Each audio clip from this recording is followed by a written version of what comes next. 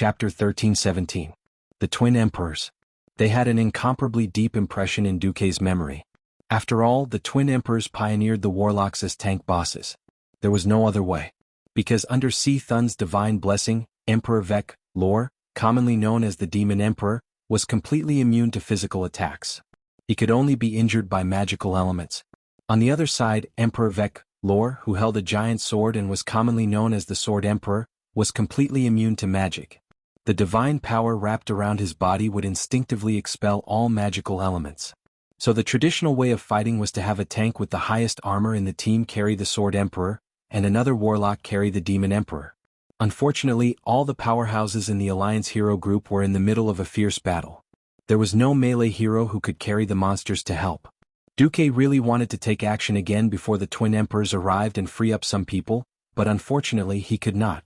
4 gazes full of powerful divinity crossed space and darkness and locked onto Duque. He did not know what went wrong, or if the history of Azeroth had taken a further serious turn.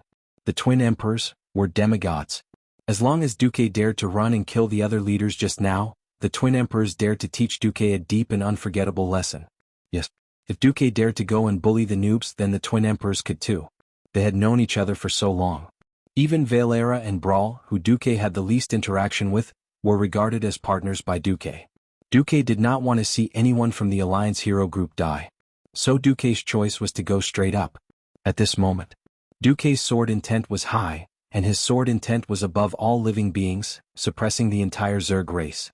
In this dark and vast sky, Duque was the strongest existence that the Twin Emperors could not avoid. The Twin Emperors stopped far away. The Sword Emperor planted his giant sword on the ground, while the Demon Emperor put his hands on his hips. They were waiting for Duque to go over. A new demigod. That chaotic place should not be a demigod stage. Come here, a great battle needs a great stage. The Twin Emperors echoed each other, giving people the feeling of a two-man show. However, for a pair of brothers who had gone through thick and thin together, even sharing their life force, this kind of conversation couldn't be any more normal. The cloak on Duque's back fluttered in the wind as the elemental storm surged from Duque's body. A faint smile hung on Duque's face. At this moment, everyone could feel that they were bathed in Duque's battle intent, not in a smile. It was as if the spiral sword had replaced the sun hanging high in the sky, becoming the only source of light in this underground palace. In the next second, a wave of arcane elemental energy formed a huge wave, gently lifting Duque up. In the next second, a purple-blue arcane energy warship appeared. It supported Duque's body and moved forward proudly, arriving in front of the massive Twin Emperors. To the left was Sword Emperor Vecnalus. On the right front was the Demon Emperor Veclor. They spoke. We are called the Twin Emperors. Sword Emperor waved the sword in his hand. I am Vecnalus. The Demon Emperor waved his staff. I am Vecnalus. We bear the same fate. From the day we were born, we lived together, worked together, and faced the enemy together. The true battle of the pinnacle will be sung through the ages. The human demigod powerhouse, Duke Marcus. The Emperor's modesty makes us disdain to fight 2 against 1. You can choose a partner. This is our respect for you. This is also the respect you have for us. The words that seemed like a tongue twister didn't make Duque dizzy. Instead, it made Duque see an opportunity. Duque said in a teasing tone, Huh? If I fight you 2 against 2 and we win, will there be additional prizes? Sword Emperor's glistening yellow eyes widened. The winner gets everything. The Demon Emperor's similarly colored eyes darkened. The loser loses everything. The winner's reward should not be discounted. The loser's etiquette should be done to the extreme. If you and your comrades win, you will get what you want. If I and my brother win, we will also get a real reward from Master. Duque found the Twin Emperor's wager very interesting. Unfortunately, where could Duque find a partner who could fight against the Twin Emperors? Because the Twin Emperors would heal each other when they were close to each other, Duque's partner had to be at least 60 yards away to face one of the Emperors alone. This meant that Duque couldn't choose a warrior to tank the monsters. For example, even if Magni had the descent of God, he couldn't last that long. A real demigod was very difficult to kill in an instant. For example, when Master Howl killed the demigod Cenarius, it was ultimately because Cenarius used the forest as the source of his power. At that time, the entire Grey Valley and Fellwood Forest had already been infiltrated and polluted by demons. Cenarius' power was greatly reduced, and that was how Master Howl's shocking battle record came about. Duque knew that the twin emperors relied on those disgusting beetles. On Courage, the number of insectoids was easily in the millions. His battle with the twin emperors was destined to be a tug-of-war. Magni definitely couldn't last that long. Duque cleared his throat. Just as he was about to say that he didn't have a partner, a graceful female figure that Duque was very familiar with stood beside Duque like lightning. Servana's Windrunner, Queen of Sindorii, Duque's partner, will partner with Duque in this battle to fight against you. Duque was embarrassed on the spot. His mouth was half open, opening and closing like a fish that had been scooped out of the water, sucking in air fiercely. Queen, she was proud. From the day Duque met her, she didn't feel that she was inferior to anyone. It was fine during the second battle at the Dark Portal. What she couldn't stand the most was during the third battle, when her hometown was destroyed, but she couldn't do anything about it. Time flew, and the man who had conquered her body and mind had already become a demigod who looked down on all living things. As someone by his side, as a proud expert, as a queen who was determined to take revenge, she couldn't allow herself to stay where she was. So this time she wanted to challenge her limits. Duque's hands were trembling. Even he couldn't guarantee that he had the strength to look after Queen Shi. He really wanted to say something, but when the words reached his mouth, he couldn't say a single word. Instead, it was Queen Shi who spoke first. What? I'm not the weak Kalia. And I'm not one of those seductive sluts who swayed their lewd bodies to tempt you. From the day I was born, I was destined not to be the kind of weakling who was willing to be protected by others, and who needed to be carefully cared for. Remember, my name is Servana's Windrunner. Her sonorous and forceful words shook Duque's soul. He really wanted to argue, really wanted to forcefully hold her down, and not let her do anything stupid. Suddenly Duque smiled. Chapter 13:18. Yes, this is the Sylvanus Windrunner I know. Even at the end of his life. Even at the other side of the dead. Servanas who never gave up fighting against fate. In Duque's harem, there was obviously a hierarchy of power. Unlike Queen Sylvanas, Jaina, and Tyrant, who stood at the top of the mortal realm, Kalia and Alucia were lagging behind. Especially Kalia, as a greenhouse flower trapped in the Forbidden Palace in her early years, it was really difficult for her to participate in the cruel boss battles. Duque knew very well that Kalia did not want to be ostracized in the harem and become a mere flower vase or mascot. It was for similar reasons that Alucia chose to be the queen and to accompany him in battle. Queen Sylvanas, on the other hand, wanted to become stronger, hoping that she could shoulder the hopes of her fellow elves, hoping to take revenge on the scourge that destroyed her homeland. Stubbornness, resistance, and desire were the greatest motivations for her to become stronger. This was also why she chose to stand beside Duque at this moment, to fight against an enemy that she could not defeat. To be honest, Queen Sylvanas was very uneasy now. Her being here could be said to be courageous but also reckless. As a mortal god, getting involved in a battle between demigods, one mistake would lead to eternal damnation. But she was not resigned to it. Courage was like a spine. In the face of danger, if you yielded once, it was easy to do it a second time, a third time, and you would never be able to stand up straight again. Who knew when the spine of courage would break? Sailing against the current, one who did not advance would be pushed back. She could not let it go and had no reason to let it go. In her heart, Queen Sylvanas was prepared to be reprimanded by Duque, or even chased away by force. She even thought of dozens of reasons to argue with Duque. But there was no anger, no lesson. All she got was a look that said, "I understand you." Infinite gentleness and infinite trust. Not a single word. Instead, he just leaned over, hugged her waist just right, and kissed her gently. It wasn't the first time they had kissed, and it wasn't even the first time they had deep contact. However, this kiss made her feel like a little girl who didn't understand the ways of the world. It was as if she was in a dream. It was warm and full of moisture. After their lips parted and they stood up straight again, Duque and Servanas were no longer lovers. At this moment they were comrades. The twin emperor's glistening yellow eyes stared at Queen Sylvanas for a long time, feeling deep veneration. A peak existence among mortals. He also has extraordinary courage. We are the twin emperors. I recognize you as my opponent. Queen Sylvie held the bow in her left hand and flung her cloak with her right hand, revealing an Arather gold coin. She flicked it into the air with her thumb and said loudly, "When the coin lands," the twin emperors replied in unison, "the moment when we start fighting each other." Duque's face stiffened. "All right." The twin emperors, "Come." The golden coin kept spinning in the air. It seemed to have lost the restraints of time and kept spinning, spinning, and spinning.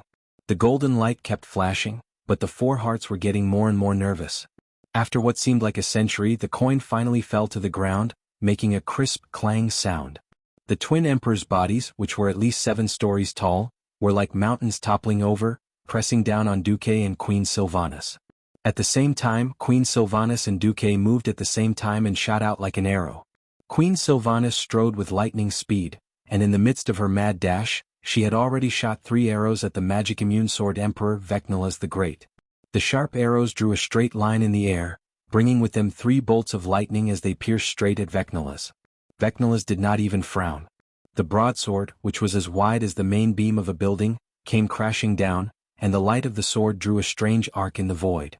Whether it was a person or an arrow, it was impossible to resist the edge of the Holy Courage greatsword. The 3 sharp arrows were about to be destroyed after a flash of the sword light. But the great emperor did not expect that Queen Sylvanas would use her left hand, which was holding the bow, to draw 3 extremely thin lines of lightning from her fingers, and actually pull the 3 arrows away from their predetermined trajectories. After the arrows changed direction in the air, they once again stabbed at Vecnilus, the emperor of the Courage Empire.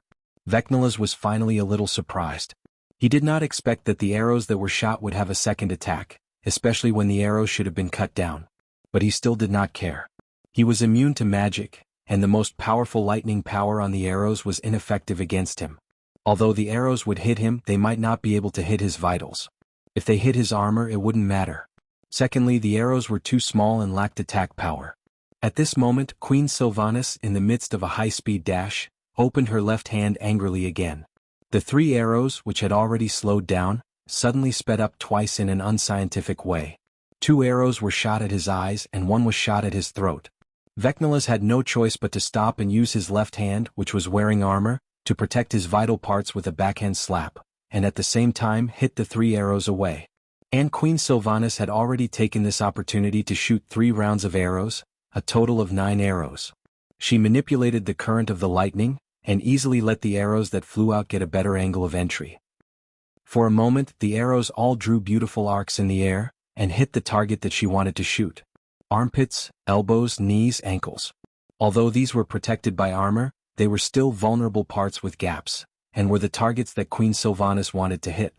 Years of fighting against giant-like creatures had made her give up the fantasy of killing with 1 shot. Instead, she used a more practical method, which was to paralyze the opponent as much as possible, or to weaken the opponent's movement. When all 9 arrows hit, and she felt that Vecnilus's movement speed had obviously slowed down, Queen Sylvanas could not help but let out a long sigh of relief. This kind of magical second or even third stage control, Queen Sylvanas only had a success rate of more than 50% in practice. All 9 arrows hit the target, it was almost a stroke of genius, and even she did not think that she could actually succeed. But if she had to use a word to describe her mood at this moment, it was simply, cool. The battle was just the beginning. The next moment, the huge Emperor Keela sword had already slashed down. Queen Sylvanas made a flexible twisting movement while moving forward at high speed, and narrowly dodged the sword. At the same time, while quickly dodging to the left, she shot another 3 arrows, one of which hit the Emperor's neck, but it was obvious that it was a muscle. For Vecnilus's thick neck, which was so thick that at least 2 people would need to wrap their arms around it, the bowl-sized wound on the neck muscle was not considered serious. Chapter 13-19. The Emperor suddenly used brute force to change the direction of the giant sword and swept it horizontally. Queen Sylvanas made an extremely exaggerated backward movement, her body above her knees almost parallel to the ground, and narrowly dodged another attack. She then made 3 backflips in a row before stopping the powerful momentum. During the backflips she shot 9 more arrows. At this time, Duque was fiercely attacking the demon Emperor Veclor. In the image transmission of the magic eyes, Duque saw that Queen Sylvanas almost had the carvings at the front of her breastplate cut off by the Sword Emperor's greatsword. Duque's face turned green. Did she really think that there would be 1 less benefit from now on? Bah. Even if Queen Sylvanas became an undead like in history, Duque would still like her. It couldn't be helped that Queen Sylvanas danced on the edge of the sword. Her greatest weapon was evasion. If she didn't appear, then Duque would have to use the mirror reality to pull the Sword Emperor. That was also a very dangerous choice. Since she was here, Duque had to believe in her. That's right, Queen Sylvanas was definitely delicate and weak compared to the 7-story Sword Emperor Veclor. She would die if she was hit by a sword. On the other hand, as long as she was focused enough and didn't get hit by a single move, it would be her victory. She alone, of course, would never be able to kill the Twin Emperors. Note that the lives of the Twin Emperors were shared. Her bow and arrows couldn't hurt them, but Duque could. After confirming once again that there wouldn't be a second existence besides him that could attract the attention of the demon Emperor Overlord, Duque went all out. The thin lines of the elemental laws crisscrossed back and forth. The two demigods, with their deepest understanding of elemental magic, performed a gorgeous epic duel. It was a battle of great momentum. Behind Duque, the entire sky was inverted. Countless arcane missiles poured down like a meteor shower, drawing countless dazzling parallel lines and bombarding the demon emperor. Not only that, but the weave was also expanding greedily, like the beating of a heart. Every time it contracted and expanded, the area of the weave could be seen to increase. Every time the area of the weave expanded, the power of the spells blasting out of the weave would increase by 10%. Overlord's eyes narrowed. He raised his imperial courage staff high, and a huge screen of light as black as ink rose behind him, enveloping the entire hall. Shadow energy floated on the screen like grease, emitting an evil and decaying aura. At the same time, he extended his withered left claw and pointed at Duque. Countless black spiritual energy beams shot toward Duque's arcane missiles. The Demon King Emperor Overlord was also a super expert who was proficient in many types of magic. The arcane magic, wide area magic burst technique, was also one of his specialties. However, after the spellcasters entered the demigod realm, the way they fought would naturally change drastically. Just like how it was impossible to burn Ragnaros to death with fire, Overlord similarly could not use arcane magic to kill a demigod whose core was arcane magic, even if it was a newly advanced demigod. With a thought, the countless beetles on the ground began to approach Duque, intentionally or unintentionally. Duque sneered. Self-destructing bug? Can't you be a little more creative? In his previous life as a player, he obviously did not have the ability to deal with beetles that would constantly respawn and never finish killing. In this life, as a true demigod of Azeroth, he had plenty of ways to deal with the Demon King. As expected, a bug that was originally only the size of a palm suddenly grew rapidly under Overlord's infusion of magic. In the blink of an eye, it became a giant the size of a carriage. Bang! The bug exploded. What splashed out was not flames like in history, but extremely corrosive acid. Duque revealed a playful smile. Duque did not need to do anything. In the weave, dozens of burly figures wrapped in raging flames rushed out. Fire demon guards. Manager Majordomo Executus thugs and meat shields. Now that Majordomo Executus had become Duque's elemental emissary and was in charge of managing the weave, his underlings naturally became part of the weave. In the Molten Core, the fire demon guards were more like pure, strong warriors, but here they were more like Balrogs from the scorching hell. However, their skin was still crimson, not golden red like the Balrogs. They were also covered in blazing flames, looking quite formidable. To be honest, Duque did not have much hope in the combat power of these fire demon guards. Since the Demon King was harassing him with cannon fodder, he could not focus on dealing with them. All the command was handed over to Majordomo Executus, who had integrated with the weave. However, after the fire demon guards became purer elemental creatures, they were really powerful. They could actually drive all the bugs, big or small, out of a radius of 30 meters around Duque. Humph. Overlord looked unhappy. Suddenly, those big beetles were no longer simple self-destructing bugs. They became the size of rhinoceroses, and their bodies emitted pink crystal light. Dozens of crystal beetles rushed up and fought evenly with the fire demon guards. Oh. With a thought from Duque, a modified version of the fire elemental jumped out of the illusory weave. On the surface, this was a fire elemental bathed in fire. However, there was a huge change in body shape.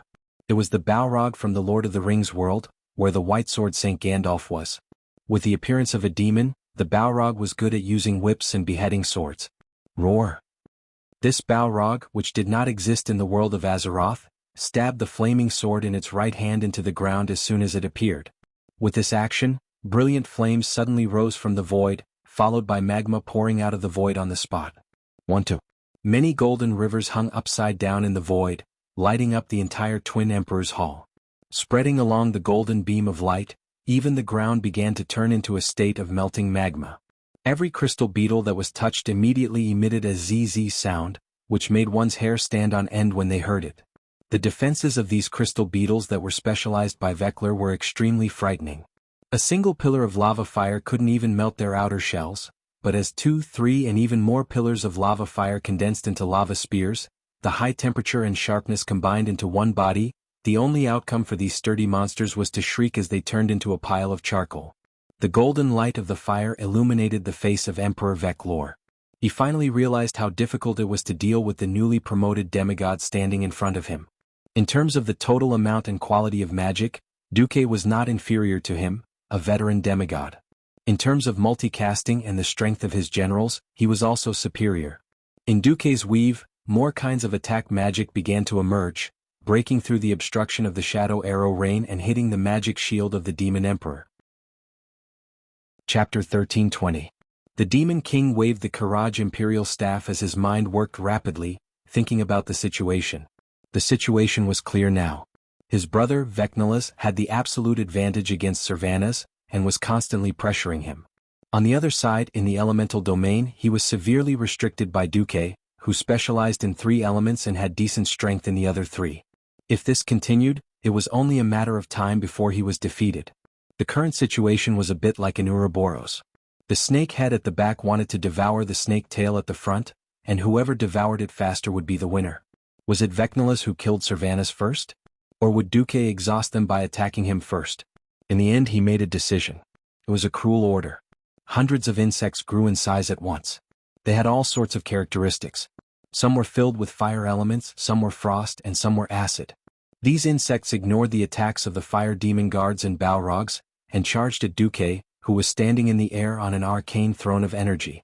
Unexpectedly, even though the formation had been penetrated, not a single fire demon guard left the front line. They even ignored the pursuit and continued to attack the beetles within their attack range. In the weave, a new elemental creation appeared. This time, it was a giant surrounded by thunder and lightning. In the name of Thaddeus, I declare that no existence can surpass me and attack my master. This thunder giant, who had the appearance of a holy knight, snapped his fingers, and a large number of beetles that had charged through the line of defense suddenly jumped out of nowhere.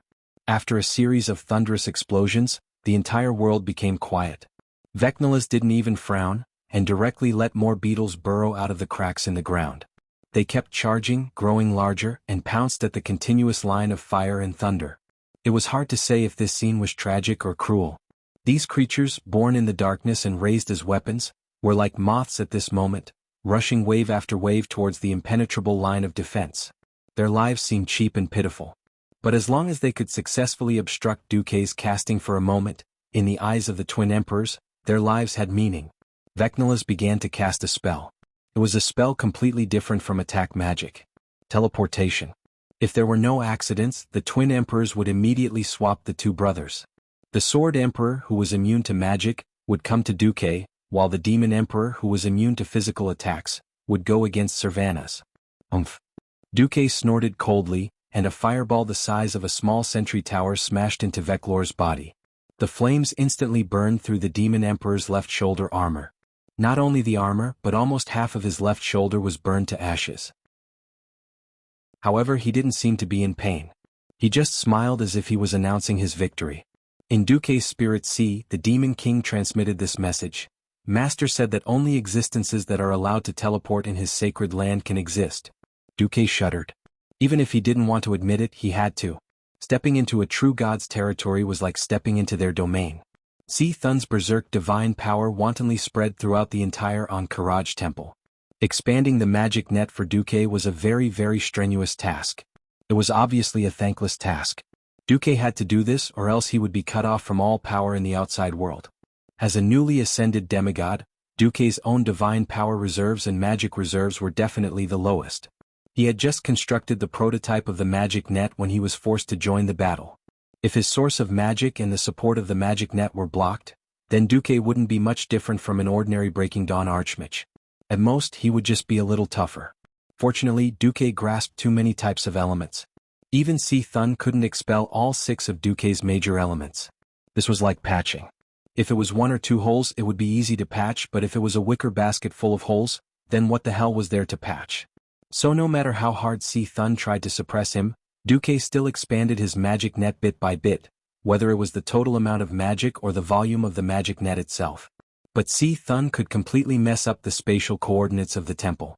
At this moment, Duque couldn't feel any clear spatial coordinates. The next moment, Emperor Veclor was about to switch places with his brother. At this moment, Duque didn't even bother to show the slightest bit of nervousness on his face.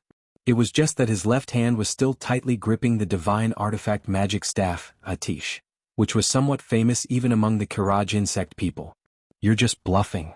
Veclor snorted disdainfully. He had already thought about how he was going to torture that jumping female elf after the teleportation. The surrounding images suddenly blurred. This was the inevitable situation of teleportation. But a second later, the Nephilim king was stunned. Duque hadn't been left behind by him at all. Duque had completed a successful teleportation just like him. This wasn't a simple thing. After Thun had mixed up almost all the spatial coordinates here, any teleportation or flash was an extremely high-risk gamble. If he wasn't careful, he would get stuck in the pillars of the temple, or even in some unknown spatial rift and be done for. He couldn't help but exclaim, "Ah!" He never dreamed that Duque would be so decisive. What he really couldn't understand was how Duque had located the spatial coordinates. Duke smiled and with a flying kick, he kicked the dumbfounded Queen Xi's buttocks. The surging arcane elemental energy sent Queen Zeline flying toward Sword Emperor Vecnulf, who was 100 meters away. "Duque, you bastard." Queen Sylvanas was a little exasperated. Duque clearly had a better way, but he chose to do this. Was this humiliation? Or was it flirting? Regardless of that, the Sword Emperor's sword light fell again, and Queen Sylvanas had to focus on dodging and counterattacking again. On this side, the Nephilim king only got a contemptuous smile from Duque. "My flames are my lighthouse in the void." In response to Duke's words, Veclor's charred left shoulder, which had already been completely extinguished, once again ignited with a blazing red flame. The raging flames surged incessantly along his arm, spreading to his left elbow and the left side of his neck in an instant. He had underestimated his enemy. He didn't think that Duque's manipulation of the elements was so high. In his impression, that should be the means of the fire demon king Ragnaros. Who knew that Duque could be like a phoenix, giving birth to flames from ashes again, burning the enemy's body a second time, and once again turning it into an accelerant for the rolling flames. Vecnulaz's expression finally changed and he felt anxious. Chapter 13:21. They were both demigods, but the gap was so huge. Duque was clearly just a newly minted demigod, but his proficiency in using power was above him. Although their domains were different, and strictly speaking, Duque was a demigod mage for humans and elves, while Veclor was a demigod mage for the Kiraj insect people, there should not be such a gap. Veclor could not help but look at the seemingly inconspicuous wooden staff in Duque's hand. An extremely rare space-type magic staff? For a new demigod to have such wealth, even Veclor was secretly envious of him. "Fine. After I kill you, your staff will be my spoils of war." The Kiraj insect people were the model race of the strong preying on the weak. At this moment Veclor looked at Duque with a bit more greed and jealousy. "Umph." Veclor exploded all the shadow elements he had accumulated in one breath, and the dark shadow elements easily extinguished the flames on his body. "Yo, what? Want to call your brother over?" Duque teased the Demon King. "We don't need both of us to deal with you." Veclor's face turned cold. To be honest, the twin emperors attacking together was a bit troublesome. They would heal themselves at every turn, and Duque was not sure if he could successfully use counterspell on the twin emperors. Duque had his own confidence. Glancing at the needle on the gadget in his hand, Duque laughed in his heart, and began to focus most of his attention on Queen Sylvanas. Queen Sylvanas worked very hard. It was rare that after fighting for so long, her rhythm was not messed up at all. Every time he dodged, it was just right. He didn't spend too much energy, and every time he dodged, even if it was just 1 millimeter. She would never let herself be in the dangerous splash range. At the same time, she would never let herself expend too much energy. This kind of exquisite, almost scalpel-level movements could only be done by someone who used her agility to the extreme. Among the 4 Windrunner sisters, if there was one who had the best chance of breaking through to the level of demigod, it would definitely be Sylvanas. Lilith's talent was too poor. Reaching the hero domain was already her limit. Sasha was very talented, but it was a pity that she was too kind. In terms of talent, Aurelia was on the same level as Queen Sylvia. The problem was that she often considered too much when faced with problems. She cared too much about the big picture, and this weakness limited her on the path of battle. Only Sylvanas, with her unyielding spirit, successfully acted out what it meant to be a rebel of fate. He was unwilling to be left behind. She was not willing to be a good wife and mother. She was not willing to be a country's mascot, a vase in a duke's mansion. It was because of so much unwillingness that she became who she was now. In order to break through to the demigod realm, other than Duque, who had the help of the system elf to cheat, or Mediv, who was a freak with extraordinary talents, the best whetstone was to fight a real demigod in a battle of life and death. Although it was dangerous, under such circumstances, breaking through was the fastest and most likely. Now it seemed that Queen she had done a good job. But Vekler wasn't good. His magic was suppressed by Duque, and this was when Duque was clearly distracted. Logically speaking, any distraction or carelessness during a battle with Pharaoh would be fatal. This was because it could affect the elemental guidance or the arrangement of incantations, and could even destroy a forbidden spell, blowing himself up before killing the enemy. But Duque was a weirdo. With his mind on his sister, his left hand held a tish and continued to guide the elemental guidance, while his right hand made the casting gestures without the slightest bit of confusion. Even more shamelessly, he pulled out more things from the magic net. A replica of the Curator, made entirely of arcane elements, appeared. With the earth as armor and pure arcane energy as his body, this Curator used a continuous rain of arcane missiles to clear a large wave of beetles as soon as he appeared. It wasn't just him. There was also a smaller frost dragon made of the purest frost elements. It appeared out of thin air, facing the Demon King's shadow arrow rain head-on, and opened its mouth to spit out an ultra-pure frost dragon breath. The benefits of Duque's split control were vividly displayed at this moment. As long as he could still connect to the magic net, the 6 elemental emissaries could command various elemental creatures from a safe place to attack Duque's enemies through the magic net. On the contrary, the Demon King Vekler could only rely on himself. Damn! After a furious roar, the Demon King changed tactics. Those large-sized beetles no longer blindly rushed to their deaths. More and more beetles began to climb onto his huge but seemingly skinny body. Duque narrowed his eyes. There was an indescribable feeling in them. As expected, a change had come. Although he didn't know how they got their human forms, Duque could be sure that, at least in this world of Azeroth, the twin emperors were the emperors of the Karaji insect people empire. The emperor of the insects, of course, wouldn't be human, so the twin emperors were also insects. All the little insects not only worshipped their emperors, but were also willing to give up their lives. The insects that turned pink were crystallized. They greatly increased the hardness of their bodies. The ones that turned white were ice elemental, yellow were fire elemental, and violet were arcane elemental. Duque had never imagined that Vekler could use such a miraculous method to forcefully increase his physical defense and elemental absorption ability. Originally, in terms of communication with the elemental realm, Duque was far ahead of Vekler. Now the Demon King had obviously pulled this gap to a point where it wasn't too great. As a price, Vekler's body was already huge enough. After thousands of insects climbed up, his body grew even taller, becoming as tall as a 10-story building.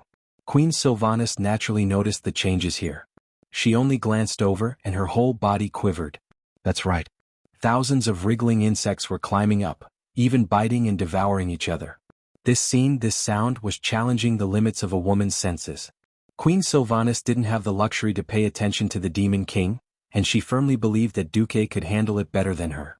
On the other side, looking at Vekler, the Demon King, turning himself into a fortress-like existence, Duque was a little dumbfounded. Bastard! You're forcing me to use my ultimate move. I originally wanted to leave it for your master. Duque seemed to say this without rhyme or reason. At first, the Demon King was very nervous. Who knew that a minute had passed, 2 minutes had passed, 5 minutes had passed. Even after the Gemini swapped positions 10 times, nothing happened. Duque took advantage of his elemental purity and continued to attack like a tidal wave, killing Vekler's insects wave after wave. However, Vekler used the insects' lives to fill in the gaps, using insect lives to buy time, and fighting evenly with Duque. Chapter 1322. Just as Emperor Vekler was praying for his brother to kill Sylvanas first, suddenly the entire Ankh-Karaj temple shook violently. It was like an earthquake. The feeling of the earth shaking even affected this 1,000-meter-deep underground cave. How exaggerated was this? Unfortunately, all the Karaj insect people were no strangers to this feeling. Because it wasn't the first time. The last time it was so shocking was when Naxxramas crashed into the east side of the Ankh-Karaj temple. It fell back and forth, or rather, it was repeatedly thrusted, turning that side into ruins. Could it be that the alliance threw Naxxramas in again this time? Impossible. The twin emperors exclaimed at the same time. Their master Si Thun would never let Naxxramas behave atrociously in his territory again. In fact, Naxxramas was really close to the Ankh-Karaj temple again. This time was different from the past. This time the floating fortress was purely a feint. Seeing that his old enemy was coming again, how could Si Thun keep his face? Without saying a word, he first used a moving death ray. Different from the time of Kel Thuzad, under Duque's orders, the dwarven craftsman carried out emergency modifications to Naxxramas. The biggest difference was the addition of a set of 12 large screw engines. Although this thing didn't have much effect on accelerating the entire fortress, at a critical moment, a difference of 1 meter was the difference between life and death. Moreover, the main control system of the fortress was linked to the magic net.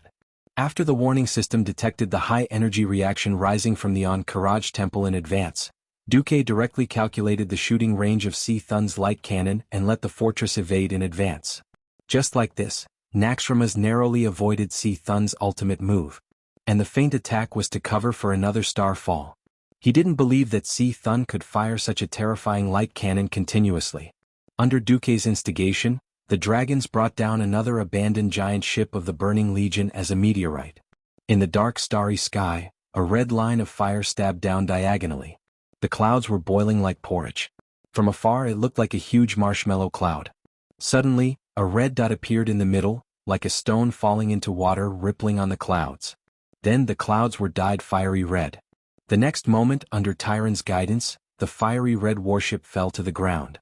It accurately hit the place where the entrance of the Ankh-Karaj shrine should have been. If the first collapse that trapped the Alliance hero group was deliberately done by the Twin Emperors, then the bombing this time was Duque taking advantage of the situation. The opening, which was not very big in the first place, was forcibly torn open in the direction of the palace where the Twin Emperors were. The earth was collapsing and the hard rocks were easily torn apart. Countless rocks fell from the shocking crack at the entrance of the temple, once again setting off a terrifying man-made earthquake. After the violent collapse, Lore suddenly discovered that he could see the sky. Originally, the entire palace was a typical underground cave. Now that the entire dome had collapsed, they could naturally see the sky. At this moment, Lore, who was observing the skies, saw a resplendent golden light shine in the skies above. Normally, if it wasn't noon, there wouldn't be any sunlight that could reach the bottom of the deep cave. This light was obviously man-made. Even if Lore died, he wouldn't know that at this moment, in the orbit of the planet above on Karaj, there was a reflector made from a crystal mirror that was about 2 kilometers long and wide. This was naturally a product of black technology that Duque had asked the dragons to do. Sunlight itself didn't have any direct destructive power, but with the help of Alonso Fail's magic net and the processing of forbidden spells, sunlight had become the most terrifying weapon of mass destruction. An incomparably thick golden pillar of light descended from above the clouds, piercing through the entire world.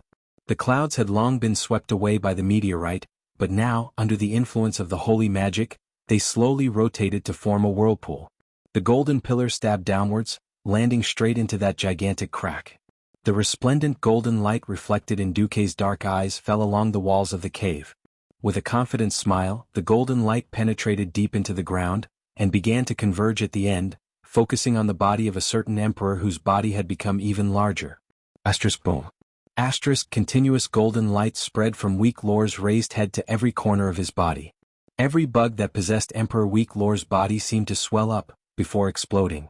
This time it wasn't because they were obeying the Emperor's orders, but because the elements on their bodies were in conflict with it. That's right, in order to avoid Duque's edge, Lore had chosen to use the shadow element as his core. Suddenly receiving the strongest attack of the holy element, not a single beetle could withstand the tearing of these two opposing forces. Flesh and blood flew everywhere, and more tentacles, mouthparts, shells, and thorny limbs exploded into the air. As the golden light spread further, it was like a sharp knife cutting open a wrapping paper. Immediately, the true body of the demon Emperor Lore was revealed to Duque and Queen Sylvanas. The once arrogant and skinny Lore had lost his humanoid appearance. What appeared before Duque was an extremely ugly, twisted bug. Overall, he looked a little like a silkworm with countless sharp, thin and stubby little legs. But a closer look would reveal that each of his legs was a beetle's mouthpart, and each spot on his body was a living beetle's eyeball. Emperor Lore was more like a monster made of countless bugs intertwining with each other. Fortunately, in less than half a second after weak Lore's glory was revealed, Alonso's soul directly descended beside Duque. His full strength caused this disgusting scene to become extremely brief. Amidst an earth-shattering, inhuman scream, that giant bug amalgamation suddenly exploded. Every single tentacle, every single horn, and every single hair that was like steel needles completely exploded apart and transformed into specks of powder that were the size of ordinary ants. In the end, they didn't even have the time to flutter down before they had already dispersed within the golden radiance. On the other side, the Sword Emperor Vecnala's triple slash had almost forced Sylvanas into a dead end. At this moment, the Sword Emperor's huge body suddenly shrunk rapidly. In a short 3 seconds, he had become an empty bag of skin, collapsing on the ground. In the surroundings, all of the bugs wandering about on the ground died. They exploded one after another, as if a rain of blood had fallen. Sylvanas turned his head and saw Duque standing proudly within the golden light. His expression was normal, and his black pupils were accompanied by a light smile. It was as if what he had just killed were not 2 demigods but 2 ants. Chapter 1323. He died just like that? Queen Sylvanas' face was still frozen in disbelief. Did we win? Duque smiled as he walked over and hooked Queen Sylvanas' little nose. In order to fight against my elemental advantage, Lore almost changed the attributes of his entire body to shadow. He was gambling on the fact that there was no strong direct sunlight in this dark underground palace. Obviously he bet on the wrong bet. Queen Sylvanas was stunned for a moment before a bright smile blossomed on her face. You master tacticians are all despicable. Duque was speechless. In history, Queen Sylvanas was a ruthless person who had no choice but to max out her talent in scheming. It was fine to be mocked by anyone but Queen Sylvanas. Duque was a little displeased. Wasn't this the same as a certain master tactician mocking others? You guys are all dirty? I'm not going to take the blame for this. Alright. I'm just a little regretful. My great hero, you can't be so petty. As she spoke, 2 fair arms had already wrapped around him. On her perfect smiling face, her long and curly eyelashes had already drooped. With such benefits, all of Duque's complaints disappeared. He decisively went up to taste Queen Sylvanas' little tongue. After an unknown period of time, the 2 of them were awakened by the sound of footsteps from afar. You guys are having fun. There were still beads of sweat on Aurelia's temples as she rushed over. Evidently, she had rushed over after fighting the family of 3. Of course, as the eldest sister of the Fengxing family, she would only pretend to be angry when she saw this scene. Behind Aurelia were the other members of the hero team. No one would blame Duque for not coming over to help after the fight. Duque had already fought the strongest enemy. If they couldn't even deal with an ordinary leader, they wouldn't be qualified to stay in the hero team. The battle on William's side was the last to end, and it was rather pathetic. Many of them had sustained injuries that were neither light nor heavy. What made him feel even worse was that Onyxia had actually run over to ask if he needed help after getting rid of Princess Huhuran.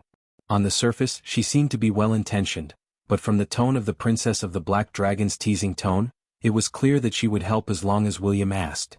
However, it was unknown if she would say something behind his back. William didn't reply immediately. Instead, he asked about everyone's situation.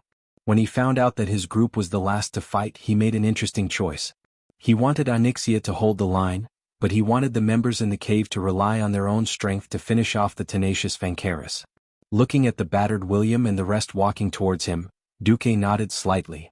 William took the initiative and said, I'm sorry, it seems like I made the wrong choice. Because of my decision, the Alliance's hero team was nearly wiped out. Duque shook his head. No, there is no right choice in this world. The so-called correctness was just a theory of results.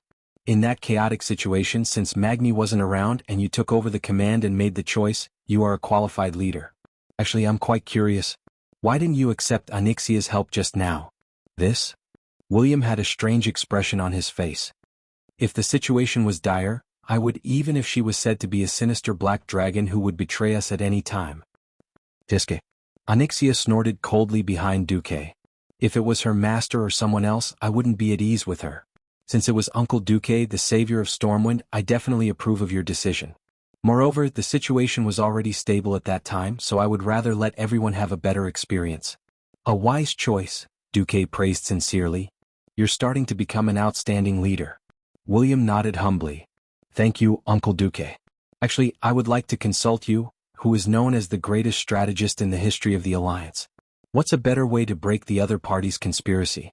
As an elder, Duque explained to William in detail, when the other party has obviously set up a trap as a leader, the first thing to do is to make a decisive decision.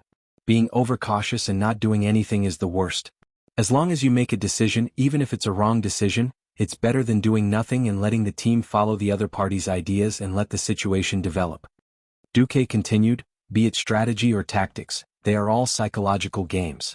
There was no such thing as an absolute mental model. If you have a deeper understanding of the enemy, but the enemy doesn't know anything about you, then you've already won half of the battle. Then, Uncle Duque, why are you always able to use all kinds of exaggerated methods to deal with the enemy? That's because I'm a transmigrator. Cough cough. Duke lectured with a straight face. I have always used strange ideas to defeat my enemies because I have jumped out of the enemy's way of thinking. At the same time, I have a broader vision than the enemy. That's why I can always win. I've never been the most outstanding one. I'm only a little better than the enemy. I also know that what I lack the most is experience, but since my subjects have high expectations of me, I want to avoid detours as much as possible. Do you have any good ideas or good guidelines? You don't say. There really is. I found this rather interesting book on the art of war in Mediva's library. I'll give it to you today. I hope you can read it and read it thoroughly. With that, the sage-like Dumuk solemnly took out an ancient book that had been specially dyed yellow with soy sauce, washed and dried. What book is this? William's eyes widened.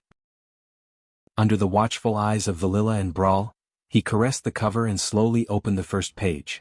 He looked at the strange square words and was extremely confused. Oh, I forgot that you don't know any languages other than the common language in Darnassus. For this day I've prepared my translation for you. Duque took out a newly written translation in the common language. Sun Tzu's Art of War, How to Get More Grandchildren. First, you have to find 100 beauties who are willing to have children with you.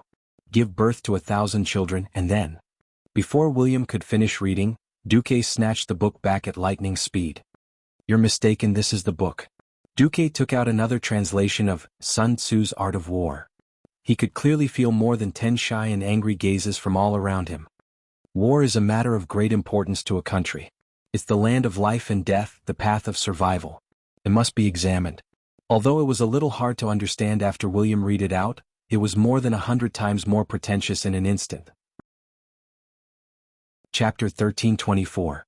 Sun Tzu's Art of War was a top-notch work that revealed the laws of competition. It displayed novel concepts that had never been seen in the world of Azeroth. When a series of profound strategic concepts such as using intelligence to conquer strength, using softness to conquer strength, and winning without fighting were displayed, William was quickly engrossed in it. At the same time, the profound philosophical concepts of using virtue to subdue people, and the unity of man and nature, made William even more mesmerized. Before Duque traveled to this world, the influence of this masterpiece had far exceeded the borders of the country.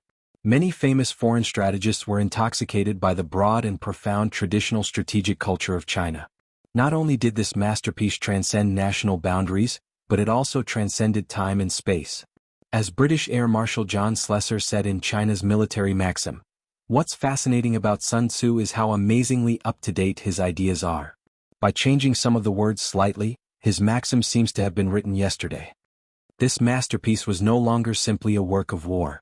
It had become a must-read for leaders in the fields of politics, economics, and diplomacy. Sun Tzu's ideas were not only widely used in the modern military field, but also in politics, economics, diplomacy, and sports.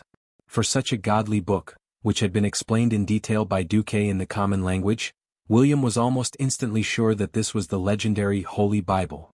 Looking at this Holy Bible, William's slight disappointment from making the wrong choice was immediately swept away. His eyes contained a brighter light than before, as if there was a raging flame burning in them. Unknowingly, Magni had also come over, and even the other kings had come over to watch. It was only when Duque slapped William and Magni's shoulders that they snapped out of it. All right. See, Thun is not dead yet. Let's retreat first. If it was in the past, William would have asked Duque why they didn't just kill him in one go. However, the concepts of retreating in order to advance, that he had just seen had strongly stimulated William's thoughts. The higher-ups of the Alliance quickly reached a consensus to retreat first. Since they were allied forces, challenging the ancient god Thun was a huge matter, they would definitely go through thick and thin together. Even with a demigod like Duque overseeing things, there was still no guarantee. After all, no one knew to what extent C. Thun's strength had recovered, but from the two attacks C. Thun made, one of which sent Naxxramas flying and the other of which blew up a small part of Naxxramas, it was clear that the power of this ancient evil god was not complete. Of course, the Alliance could directly charge into the lowest level of the Ankh-Kharaj temple without waiting for the tribes. He might even be able to take advantage of C. Thun before he fully recovered. But so what if he won? They might be able to obtain some decent equipment, but who could guarantee that the Alliance's experts wouldn't die? It was precisely because the Alliance was stronger than the Horde in terms of both quantity and quality of experts, as well as national and military power, that the Alliance was able to form an allied army. If the Alliance sacrificed too much, it would only benefit the Horde. William suddenly understood why Duque wanted to retreat first. Duque smiled and turned to Jaina. Go out and inform the vanguard of the allied army to retreat immediately from the Wall of Beetles to the Divine Temple. At the same time, prepare to use continuous artillery fire 24 hours a day to cover the road from the Wall of Beetles to the Ankh-Kharaj ruins. Almost as soon as the Alliance heroes returned to Naxxramas, the most terrifying insect swarm on record broke out in the Ankh-Kharaj temple. Damn it! It's here again. On the floating fortress, all kinds of chaotic sounds drowned out everything. The sound of orders, angry curses, and then the loudest sound of artillery fire rang out. No one could figure out whether the sound of the artillery had alarmed the swarm, or whether the swarm had attracted the artillery fire. Almost at the same time as the artillery shells rained down on the Ankh-Kharaj temple, insects the size of small trucks rushed out from every corner of the temple with their fangs and claws bared. They were like a black carpet that covered the entire ground, dyeing the yellow earth into a creepy, constantly shaking black color. They rushed out of the temple and formed a huge wall that was like a wave. They rushed forward crazily and quickly, even ignoring the cries of their companions. They stepped on their companions that ran slower to the bottom. Whether or not they would be trampled to death, no one knew. Originally, Varrock Salyafar didn't want to retreat because retreating meant that the Horde heroes led by Sal would be cut off. However, Duque's words dispelled his thoughts. Varrock, I don't doubt your loyalty to the chief at all, but it's not like you haven't seen an insect swarm before. How long do you think your army can last in front of this tide? Do you want to kill the last elites of the Horde? And as long as we kill all the insects, we can still get Sal and the others back. Don't worry, as long as C. Thun isn't beaten back to the depths of the planet, the interests of the Alliance and the Horde will be the same. Varrock was silent for a few seconds and finally nodded. The Horde retreated. The Alliance, with the convenience of Naxxramas, crazily opened fire on every aisle in the direction of the Ankh-Kharaj temple, every place that wasn't under the protection of C. Thun's power. The insects were charging without any regard for their own lives, and the Alliance's artillery was also covering the area. The swarm of insects that was originally like a surging black tide didn't even have time to form an interweaving turbulence before it was smashed to pieces by the Alliance's superior artillery. The entire world seemed to be filled with the light of the explosions. As the cannon king of the Alliance, Bulang Bronzebeard methodically commanded Naxxramas. For ground attacks, prioritize the incendiary bombs, then the explosive bombs. For air attacks, don't stop the 3 types of bombs. Don't be afraid to run out of bombs. Sir Duke Marcus is already a demigod for mages. He will open a portal for us to replenish our ammunition. In the command center, after letting Khadgar help with the matter of the portal, Duque's focus fell on another place. He said to Varrock and Magni, "See? The range of C. Thun's power shield has shrunk." Yes. The two nodded at the same time. Originally, C. Thun could cover the entire Ankh-Kharaj temple, but now it only covered the main hall of the temple. Other places, even if stray bullets flew over, it didn't matter. Why is that? Varrock was puzzled. Because our Alliance's hero squad first broke the pillar of the Ankh-Kharaj temple. Duque raised his palm, and 2 souls that looked like little people appeared on his palm. Even though these 2 souls had been imprisoned by Duque, Varrock could still clearly feel the strong will and surging soul waves from these 2 souls. This is the souls of the twin emperors. The emperor of the Kharaj insect people and also the leader of the swarm. After losing them, C. Thun could no longer control the Kharaj insect people well, so he simply sent all the low-level insects to their deaths. Chapter 1325. To be honest, even Duque wasn't sure if the Kharaj insect people were C. Thun's biological sons. After all, in terms of race, they wouldn't even be able to pee in the same pot. The most common explanation was that when the Titans discovered Azeroth, the entire surface of the planet was about to be corrupted by the 4 ancient gods. The Titans were furious. After the boss of the pantheon, Amun-Thel, personally destroyed the most powerful Yashaji, the Titans discovered that the ancient gods had already corroded the planet deeply. Killing the ancient gods would cause great damage to Azeroth. For the sake of Azeroth, a powerful Titan in the future, they created guardians and sent them to seal the ancient gods in Azeroth. However, these ancient gods didn't obediently give in. They were still hatching plans in the underground of Azeroth, ready to rule the world again at any time.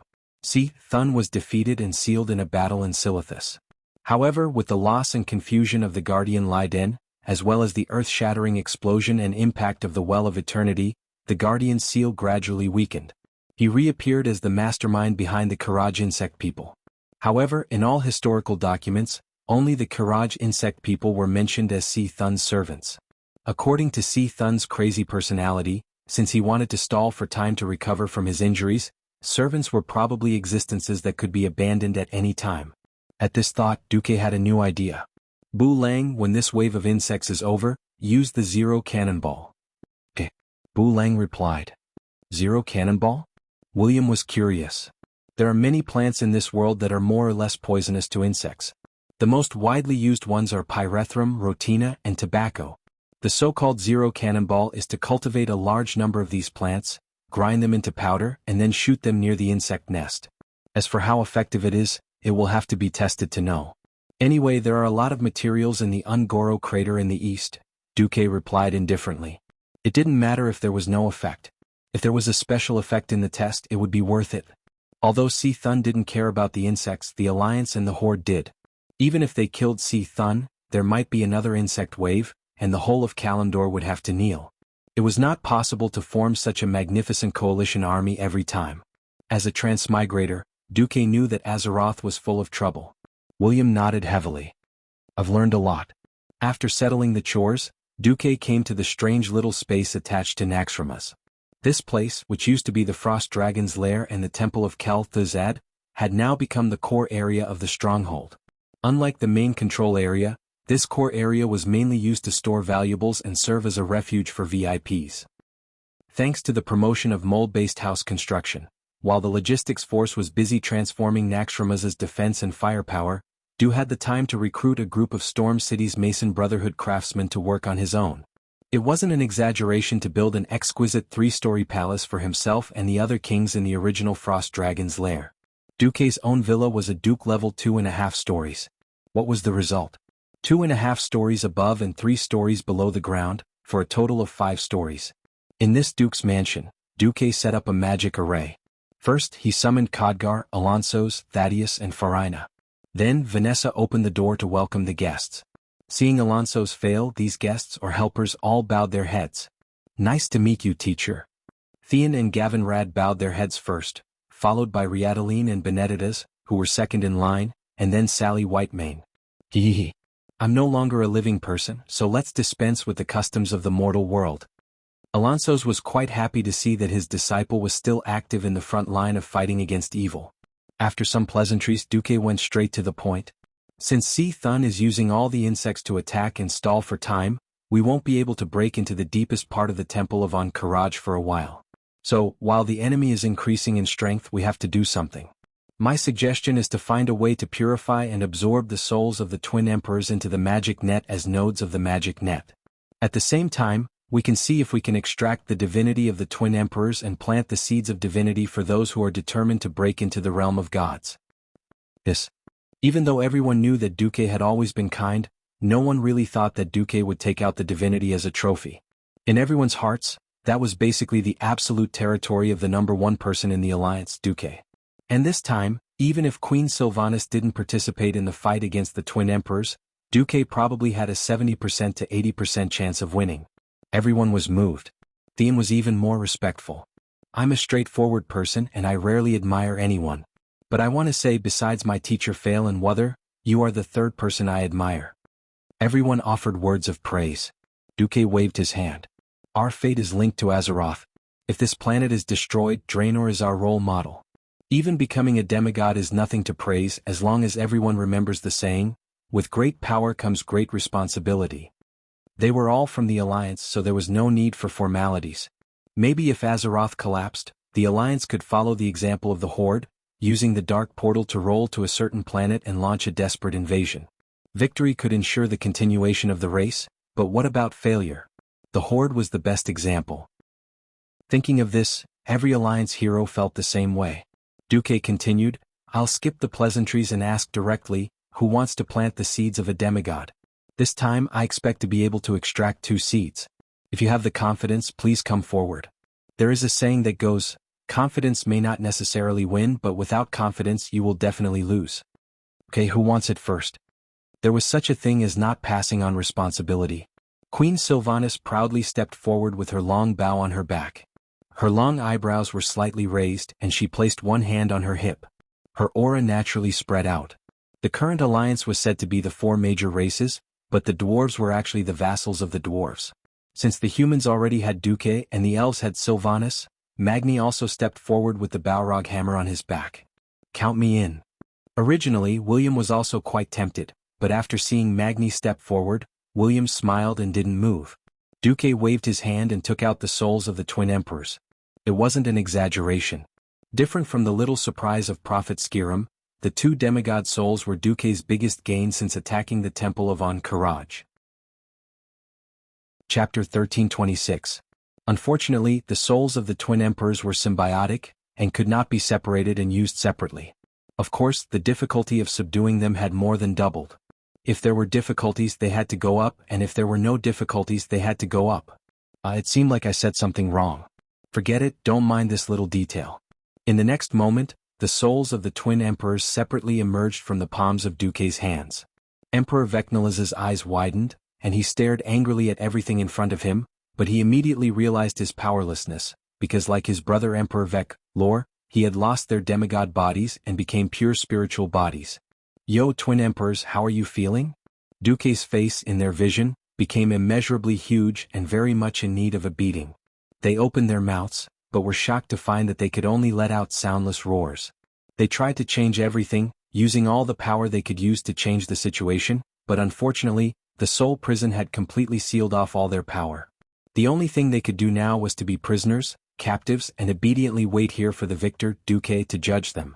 Duque gently tossed his hands up, and the 2 soul prisons rose slowly, until they were imprisoned in mid-air by the magic array. Duque snapped his fingers, and under everyone's gaze, the souls of the twin emperors began to grow, becoming the size of a dwarf. Twin emperors. Didn't you say that the victor gets everything? Now, as the victors, Duke Marcus and Sylvanas Windrunner, come enjoy our spoils of war. Duque pulled Queen Sylvanas over and they stood side by side. Clearly, the faces of the twin emperors twitched in pain. What had been said not long ago still echoed in the ears of the 4 of them. The reward of the victor should not be discounted. The etiquette of the loser should be done to the extreme. Right? They had said so. However, that was both the emperor's reserve and pride, and the absolute confidence of the strong. True warriors never thought about the consequences of failure because they never thought that they would fail. Admittedly, they could be as ugly as those captured mortals. For example, slamming the soul barrier in front of him with all his might. But this kind of thing, other than showing their helplessness, they would also lose their demeanor. They would not do it. Because to them this kind of ugly behavior was even crueler than death. Although the twin emperors had already experienced the pain of their bodies being blown up alive by the most intense holy light in history, that was only the torture of mortal bodies. The real torture was on the soul. They had lost. The 2 brothers had actually lost to a mortal woman and a human demigod who had yet to unleash his full power.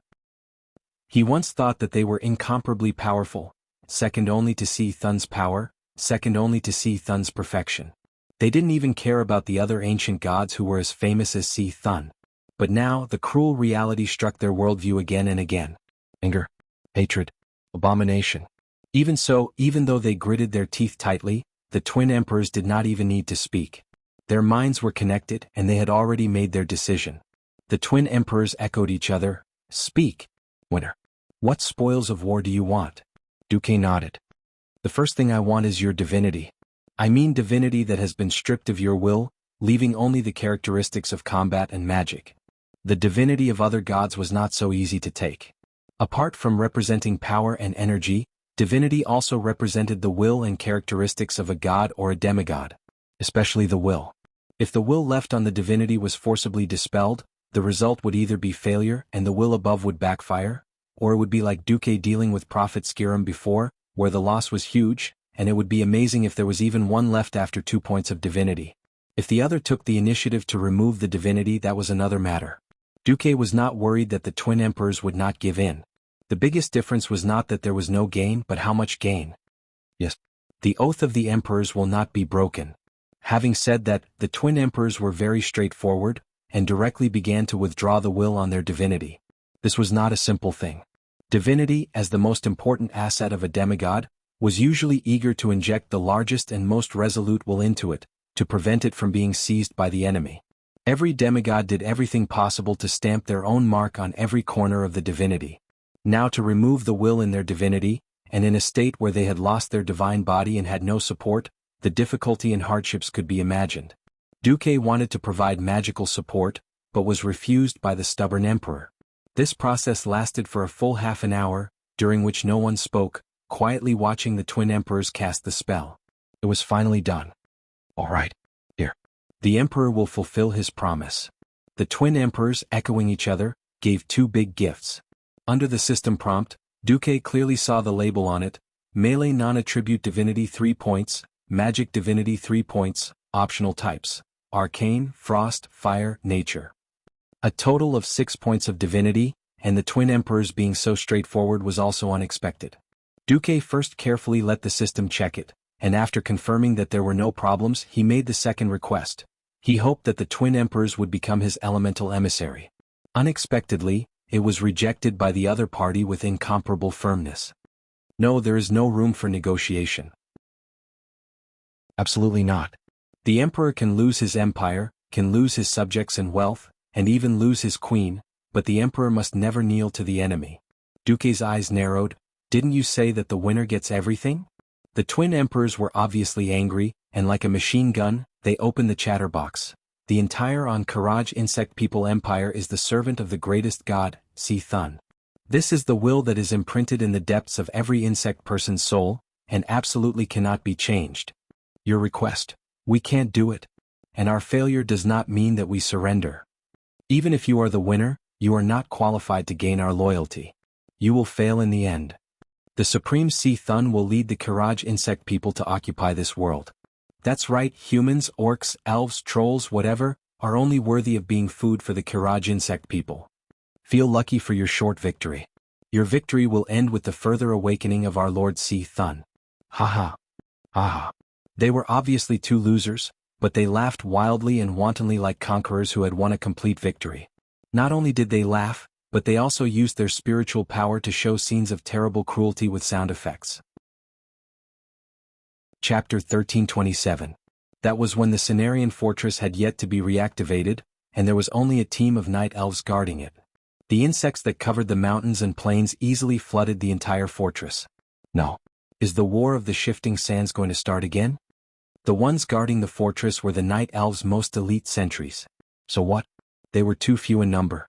The sharp arrows easily pierced the skulls of the insects, and the arrows that penetrated the brain took the insect's life. Shoot 1 dead and 3 more charged forward. Shoot 3 dead and a swarm of them surged forward. They were already short on manpower, and the vast fortress defense line was not something that could be maintained by a mere 30 people. In the blink of an eye, the entire defense line was broken through. As the captain, the druid merely sent out an owl to send a message. The sturdy armor was easily pierced through by the sharp mouthparts of the giant insects, and with a ripping sound, the armor and the delicate limbs were torn apart like a piece of paper. Duran? Sherna? An elf couple was instantly pushed away by the swarm of insects. The cruel insects did not kill them on the spot. Instead, they pierced their collarbones with their sharp horns and held them up high, facing each other, letting out a unique howl as if they were showing off. No, let her go. You can do whatever you want to me. Let her go. The strong Duran broke down. He cried and howled, begging the intelligent insects to let go of his lover. But all he got was the cruelest execution. The insects bit off their hands and feet one by one, swallowing and chewing them in front of each other. In the end, when their lower abdomens were bitten off, the couple, far away from home, breathed their last in each other's eyes of despair. Seeing this, Tyron was already furious. Her whole body was trembling. Duque was silent. He gently pulled Tyrant over and held her in his arms. He raised his hand to stop the twin emperor's provocative performance, but was suddenly stopped by Tyrant. "No, I want to see it to the end." It was not just her. Even though the faces of Queen Sylph and the other Alliance champions were filled with anger, and even though their fists were already trembling from clenching too tightly, not a single person tried to stop the twin emperors. Sigh. Duque let out a long sigh. The scene changed to Thunder Cliff. A family of Tauren herdsmen were playing with their kodo beasts that were as large as rhinoceroses. The swarm of insects had arrived. They came without any scruples. The brave Tauren father used the thick totem pole to smash the 3 insects to death. Then, his hands and feet were pierced by the long insect mouthparts and lifted up high. As the price for daring to resist the Karaj insect people, his punishment was that in front of him, the insects first ate his 2 sons who were 3 years old and 1 year old, then his lover. Finally, under the ferocious laughter of the leader of the Karaj insect people guards, he ordered the insects to dismember his body and eat him. What the father saw on his deathbed was the twisted heads of his wife and son. The scene changed again. At the Tree Shade Inn at the junction of the Dust Wallow Swamp and the Crossroads. Because of the wood trade between the Alliance and the Horde, this place became the most harmonious place for humans and beastmen. Originally this place was full of laughter. Even though both sides were armed with weapons, they were more like decorations. The heroic Theramore warriors dared to compete in drinking with the beastmen who were 1 size bigger than them. They dared to arm wrestle with them. Even if they lost, they kept fighting. On everyone's faces there was no longer any hatred in the past. When the swarm of insects arrived, everything changed. A huge number of flying insects drowned everything. The Alliance's artillery couldn't even fire 3 shots before the cannonier's head was cut off by the flying insects. On the simple arrow tower of the Horde, the troll thrower didn't even have time to throw a few javelins before the tower was knocked down by the giant insects the size of mammoths. He fell to the ground and was then swarmed by the insects and eaten. The humans and beastmen who were once enemies stood back to back and launched a desperate counterattack against the swarm of insects. Everything was in vain. Blood stained every corner of the Tree Shade Inn. Every wall was brutally smashed through. Every wooden pillar was bitten off like a tooth-grinding toy. Every warrior or civilian, together with their armor, was swallowed alive. Regardless of race, regardless of identity, regardless of age, regardless of man or woman, old or weak, sick or disabled. Seeing this, the Alliance heroes present were already beyond furious. However, the twin emperors added fuel to the fire. The Kiraji insects are the supreme rulers who rule this planet on behalf of our Lord. Just as you humans eat pigs, cows, chickens, and ducks, you lowly races are just food for us insect people. So don't be delusional. The noble insect people will never become your slaves. Until this moment, everyone finally understood. The twin emperors boasted of their nobility, but they were willing to concede defeat and give up their most precious divinity. But deep down they didn't think that their race had failed, and they still boasted of being noble and unparalleled. How laughable and pathetic was this? They were obviously Thun's slaves, but they were pretentious. They were clearly about to be exterminated, but they considered themselves to be masters. Suddenly, 2 golden lights fell from the top of the space. This was the holy light that the Alliance heroes were familiar with and comfortable with. For the twin emperors, this was acid, this was torture. It hurts. Unable to control themselves, the twin emperors screamed at the same time. The people led by Duque were dumbfounded, looking at the perpetrator. If it was Gavin Rad who couldn't help but make a move, Duque felt that it was normal. The problem was that the person who made a move was the former Archbishop of Holy Light, Alonso's Fail. Aren't you known to be kind? What about your 3 main virtues? The twin emperors laughed in pain. Ridiculous. Don't humans kill? Don't humans have instincts? Alonso said seriously with a straight face. The reason why intelligent creatures are intelligent creatures is that intelligent creatures have rationality. They know how to control their instincts, and not to indulge their instincts infinitely to trample on other intelligent creatures and strangle the living space of other creatures. Alonso's increased the punishment of the holy light while continuing, races that don't know how to live in peace with other intelligent races in the world and abuse natural resources wantonly will bring about their own destruction. As long as they are willing to repent, I can accept even their current tribe. Because they have learned how to get along with other races. But it is clear that the current Karaji insect people are not qualified to exist in the world of Azeroth. Duque was speechless. Archbishop, you are so domineering. Don't you think so? Could this be the legendary, monks don't lie, and if I say I will destroy your whole family, I will destroy your whole family? Or could it be that this is monks don't kill, and monks only kill familiar? Then may I ask, Archbishop, do you kill them after they are cooked or roasted? Chapter 1328. As Alonso said this, Duque smiled. As expected, this former Archbishop of the Holy Light was not a pedantic person who would not let go of benevolence and equality. If he was a blockhead, he would not have created the paladin, a vicious profession that could fight, defend, and heal despite having short legs. As a good friend and one of the biggest helpers on his path of growth, Duke naturally had to support Alonso's to the best of his abilities. Isn't it just a movie? I can do it too. Duque waved his hand and a Hollywood-level explosion happened. A comet fell from the sky and Tyron showed what it meant to destroy your entire family. In front of this earth-shattering destructive power that only the strongest demigods or true gods could resist, all mortal powers were useless. A mushroom cloud rose. The ash hive exploded. Mushroom clouds rose one after another. The Zora hive and Rago hive were finished too. As the Emperor, he had never taken the low-level insects seriously. He could do whatever he wanted to the insects. But in front of the enemy, even the low-level insects could not be easily humiliated. Duque's actions were a slap to the face, and a resounding slap at that. Didn't you think that the insects were powerful? Didn't you say that the insects were the rulers of Azeroth? Why did they have to exterminate their entire clan? The death of each insect queen represented the destruction of a hive and a branch of the insect race.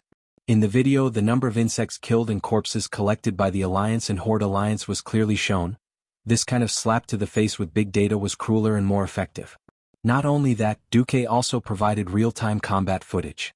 At this moment outside, the Alliance's cannons shook the sky, and mushroom clouds of various sizes rose in the empty space in front of the Ankh-Karaj temple. Not only did the insects at the center of the explosion die without a complete corpse, but even those within the range of the shockwave were stabbed to death by the sharp claws or broken limbs of their comrades. In the air, there were not many insects that could escape the large-scale coverage of the Tyrant 3 bombs. Occasionally, a few of them managed to advance, but they had to face the barrage of magic bullets that poured down on them like a storm from the countless magic towers. If he was lucky enough to come over, there would be griffins and wyverns to intercept him at close range. It wasn't that there weren't any large bugs that tried to break through. There was one in the image that was as large as a train carriage that tried to break through. In the end, Onyxia, who was entrenched on the platform of the fortress, pounced on it. With a sweep of her dragon tail, it was smashed into pieces and fell to the ground.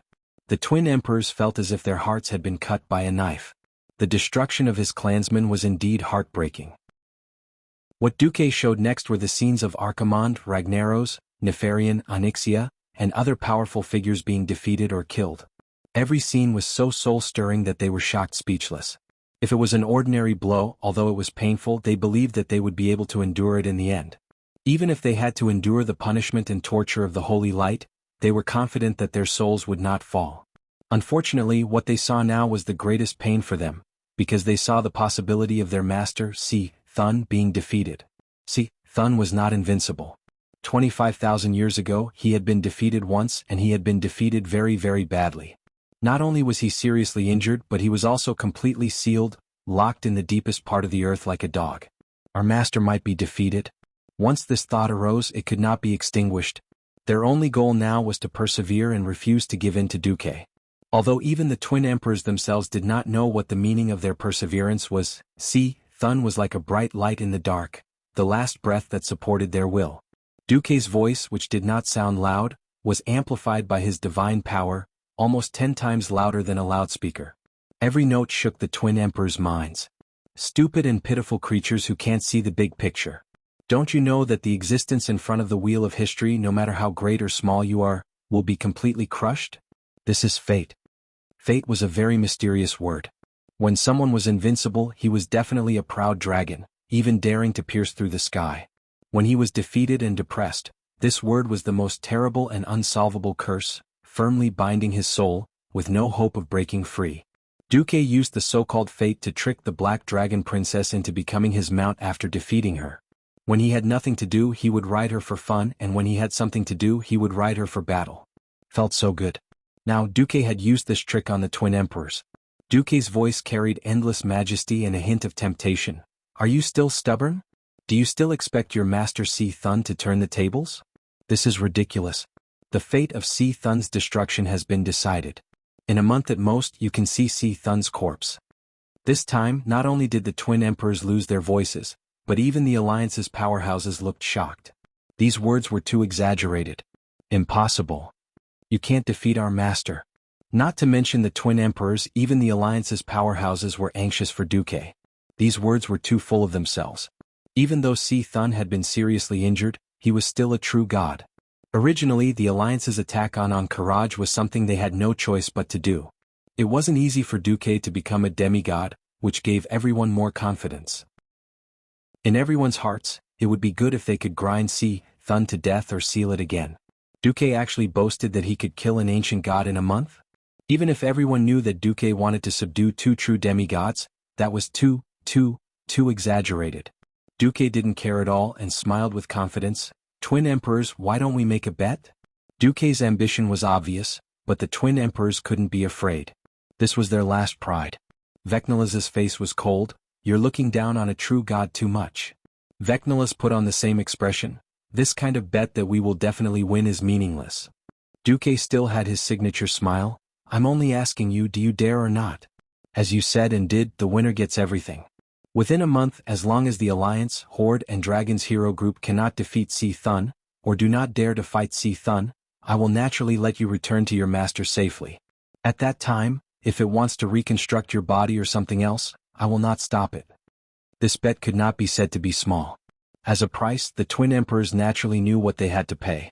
The two brothers said in unison, as long as you or the Alliance can defeat our master Si Thun within a month, we will be loyal to you, and the entire Kiraj insect people will become the Alliance's slaves. Whether you want to enslave or slaughter them all, we won't complain. Chapter 1329. This oath sounded ridiculous. It was simply at the level of the Arabian Nights. After calming down and thinking about it carefully, one would find that it was not only Duque's side who had this idea. Similarly, the twin emperors were not idiots. If what Duque showed the twin emperors was only the scene of the destruction of the 3 insect nests of Silithus, it was just a demonstration, then the scene of the insects coming out of the temple of Ankaraj to make a death charge told the twin emperors another key. After they were killed, Si Thun was tired of these worthless servants of the Kiraj insect people. Outsiders could not see it, but as the insect people emperors, they could definitely see that in the charging swarm of insects, there were a large number of insects that were not qualified to be soldiers. No race would let their young go to the battlefield unless it was a matter of survival. Si Thun was burning the bridge after crossing it. This was the core reason that made the twin emperors angry and loosened their minds. With the help of the system, Duque saw the age structure of the insects, which was why he seemed to gamble. He seemed reckless and even boastful. If you thought about it carefully, you would know that there was no such thing as failure in Duque's dictionary. If the Alliance's hero group failed, then whether the souls of the twin emperors would be returned would naturally be decided by the victorious Si Thun. It was impossible for Duque to use Si Thun's servants to coerce Si Thun to let him go. If the Alliance won, then the twin emperors would undoubtedly find a new way to survive for the Kiraj insect people who were at the end of their rope. Of course, if the Alliance did not win, then naturally there was no need to mention anything.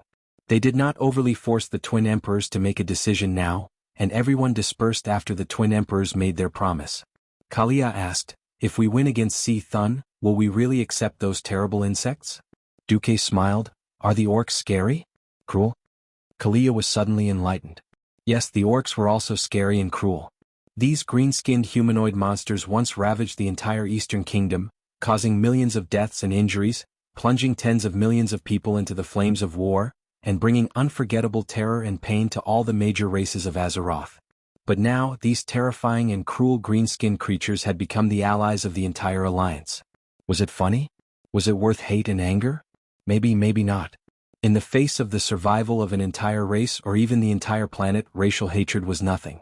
Thanks to the tireless propaganda and guidance of the various countries over the years, the people's hatred towards the orcs had been slightly reduced. At least until the new enemy was eliminated, the fuse would not be lit. This situation also applied to the Kiraj insect people. Those insects would be useful in many ways if they were used as mounts, Theon commented. Yes, such as rugged caves, Varian nodded. In the air, griffins could be used. On relatively flat ground, horses could be used. In cold forest areas, the elves' nightmares could be used. However, in rugged and complicated hot terrain, there was nothing more suitable than insects. Tyrant cleared her throat and emphasized, "You'll need it. Don't forget that 10,000 years have passed. The Burning Legion, which once had hundreds of millions of demon warriors, has once again set their sights on Azeroth. 10,000 years ago, Duke's infernal affairs had inflicted heavy losses on the Burning Legion. 10,000 years was too long. No one knew what kind of terrifying combat power the Burning Legion had gathered in this period of time. In a sense, not just the insects, all intelligent creatures in Azeroth should unite to deal with the Burning Legion." The conversation between the few big shots of the Alliance made the others think. At this time, Edwin Van Cleef came over and bowed to Duque. Then he said in a voice that everyone could hear, "The Horde's heroes have just defeated Ayamis the Hunter, and are preparing to challenge Ajrian the Scarless tomorrow." "Oh, not bad." Duque raised his eyebrows. "Unfortunately, the losses are a little big." "Huh?" "In the ruins of Ahn'Qiraj, the Horde has so far lost 4 former members of the Silver Moon Parliament and 3 second-rate chiefs who were resurrected as Death Knights." Hearing this news, the expressions of the Alliance's heroes were very strange. As former enemies, even if they were not enemies now, seeing an enemy who had been killed almost 20 years ago come back to life and scare people again was a very complicated feeling. Moreover, Sar's method of absorbing a large number of undead into the Horde had always made the Alliance's heroes feel disgusted. Now that those bones had been lost, from the Alliance's point of view, it was a loss of combat power. From the Alliance's point of view, it was no different from setting off firecrackers to celebrate. Duque turned to look at Tyrant. Tyrant immediately understood and ran to contact Fandral Staghelm. After a while, Tyrant returned. "It's good news. Because Thun realized that he could not further corrode the earth, he has begun to recover his divine power. What it could collect was only the Lilian ego that it had plundered in the Silithus territory. This process will probably last for about 10 days. Duque said, "Edwin, inform Sar of the situation. Let him do as he sees fit." No one was willing to fight an ancient god who had recovered better. Wait for more combat power? Launch an attack while the ancient god was weak before he recovered? This was a very difficult choice. There was no such thing as having the best of both worlds. The higher the level of a commander, the more painful choices they had to make in all kinds of unfavorable situations. Fortunately, while Thun was accumulating strength, the Alliance was not idle either. Duque split the 3 points of divinity from the Sword Emperor Vecnalas into 3 portions. One was for Magni, one was for Servanas, and the last one was for him. Even though each portion did not actually have a single point of divinity, it was a special energy that contained divine power waves. And don't think that Vecnalas only knew how to use a sword. In reality, he was also one of Azeroth's specialties. Almost all the experts in this world were all-rounders. For example, Anduin Lothar could wield a 5-meter-long lance while riding a horse, shoot a squirrel's eye from 50 meters away with a bow while on horseback, and swing a 2-handed greatsword like it was child's play. What weapon he used to be famous was purely because he was most comfortable with it. Vecnalas' archery was also very good. The experts of the Alliance were basically all in important positions. After witnessing the Twin Emperor's submissive bet, everyone dispersed. After Duque had arranged other matters, he could finally relax. Unknowingly, it was already late at night.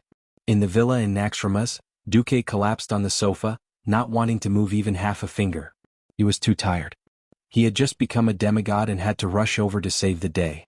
Then there were all kinds of trivial matters. Suddenly he heard a knock on the door. "Come in." A beautiful figure flashed in front of the magic lamp at the door. Accompanied by a fragrant wind, a graceful blonde figure appeared in front of him. Ha!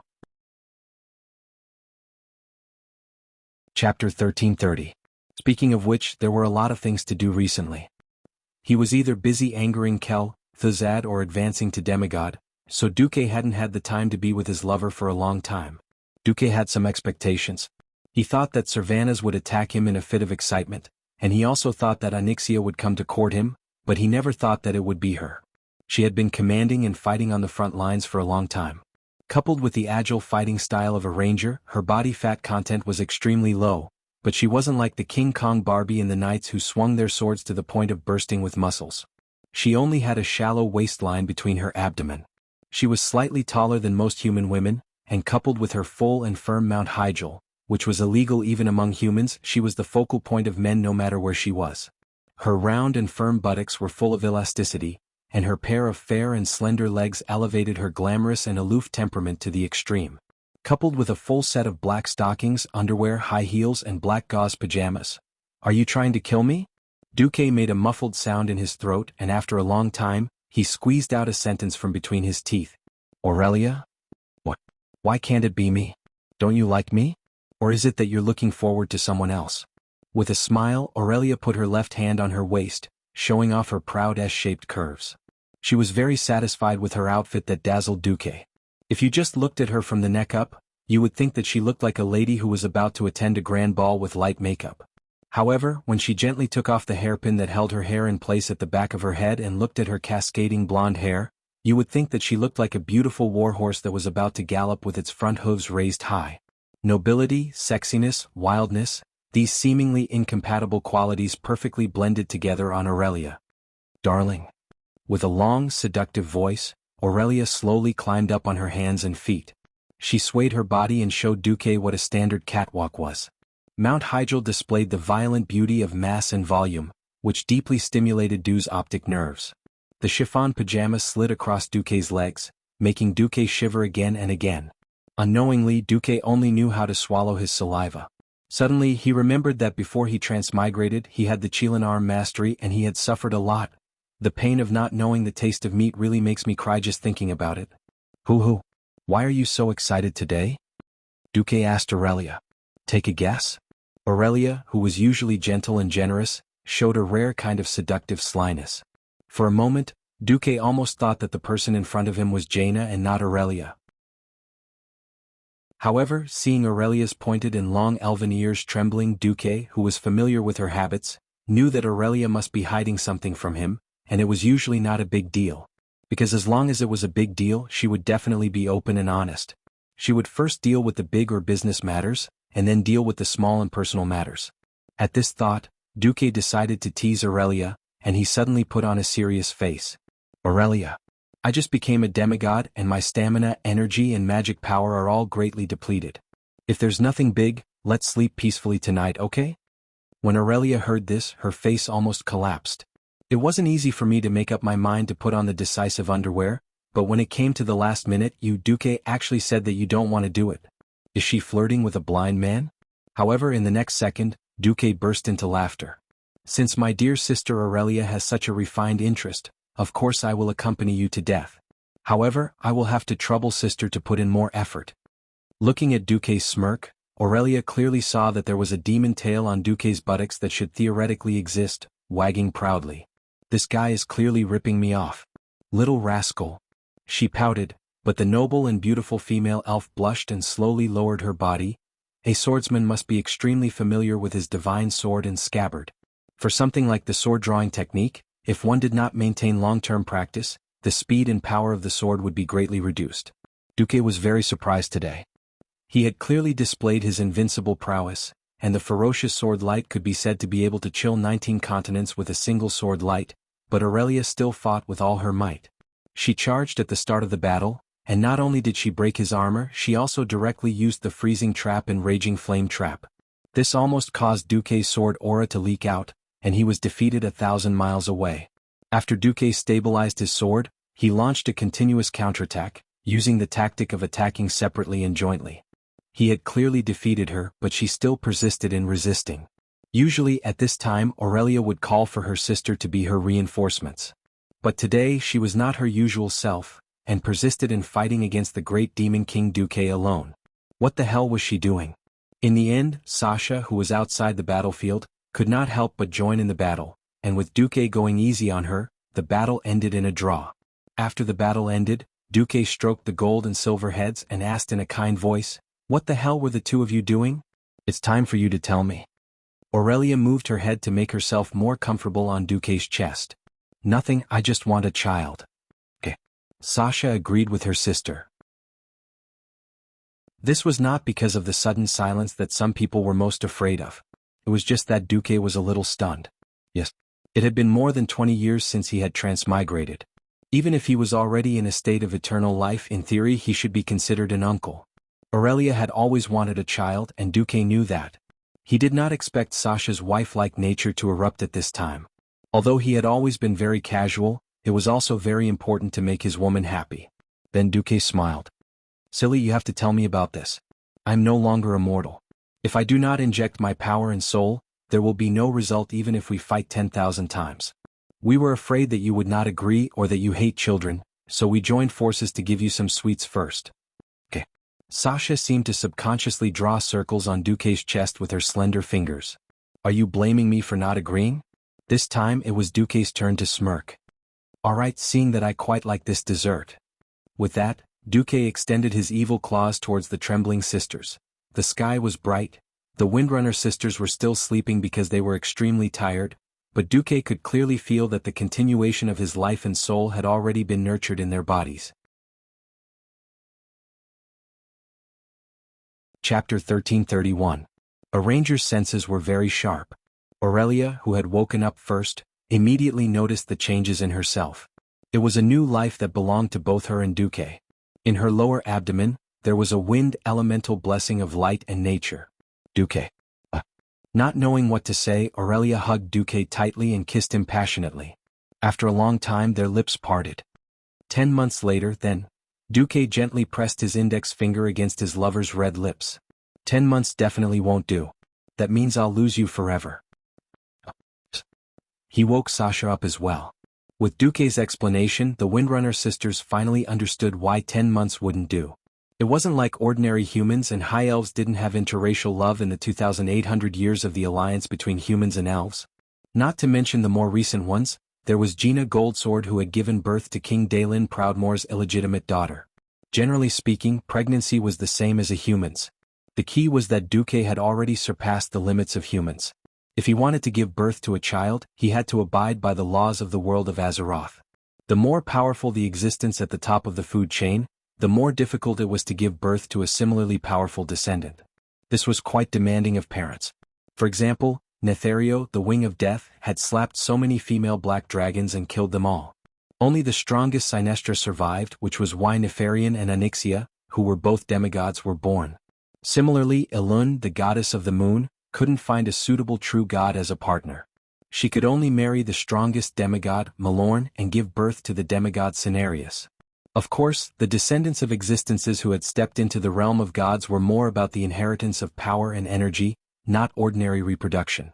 The most effective way was naturally for both sides to contribute a portion of their power or divine power and combine them together, so that their descendants could directly become demigods.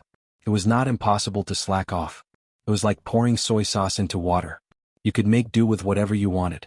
If Duque didn't want his descendants to really do nothing, he had to put in more effort. From a mortal's point of view, Aurelia was very strong. It was a pity that Duque's soul was an oddity.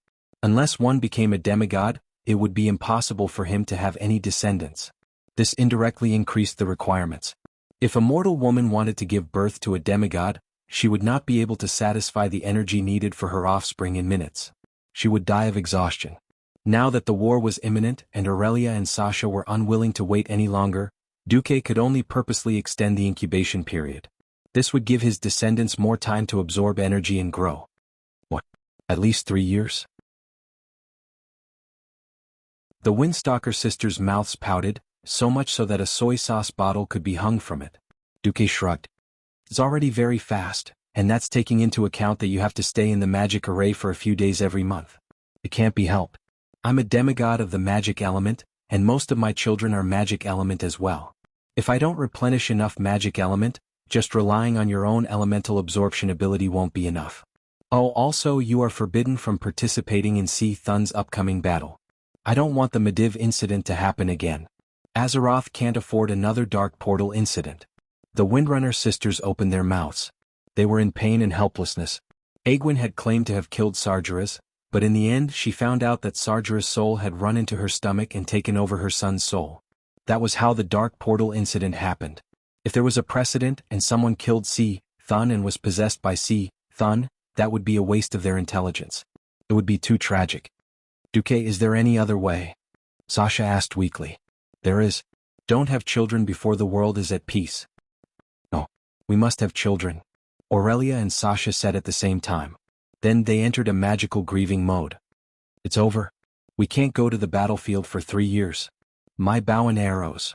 The days when I couldn't sleep and went to the void battlefield to hunt. Everything is for the children. Sob, sob, sob. The two sisters hugged each other. The scene was unbearable to look at. They even warned Duque fiercely not to have any thoughts of getting them to abort the children. Otherwise they would fall out with Duque. All right. You chose the path. Duque sighed. He rubbed his brows and left the room. Women became mothers the moment they became pregnant, but it was a long and slow process for men to become fathers. Men would not feel like they had children if they did not see their children jumping around and demolishing houses. Duque was very busy. After a rare peaceful sleep, he had no choice but to turn on his daily work mode the next morning. The adjustments to the weave had not been completed, and there were many things that Khadgar could not decide. He could only ask Duque. After the twin emperors reached a tacit agreement with him, things like the twin emperors being captured began to happen, causing their control over the insectoids to decline.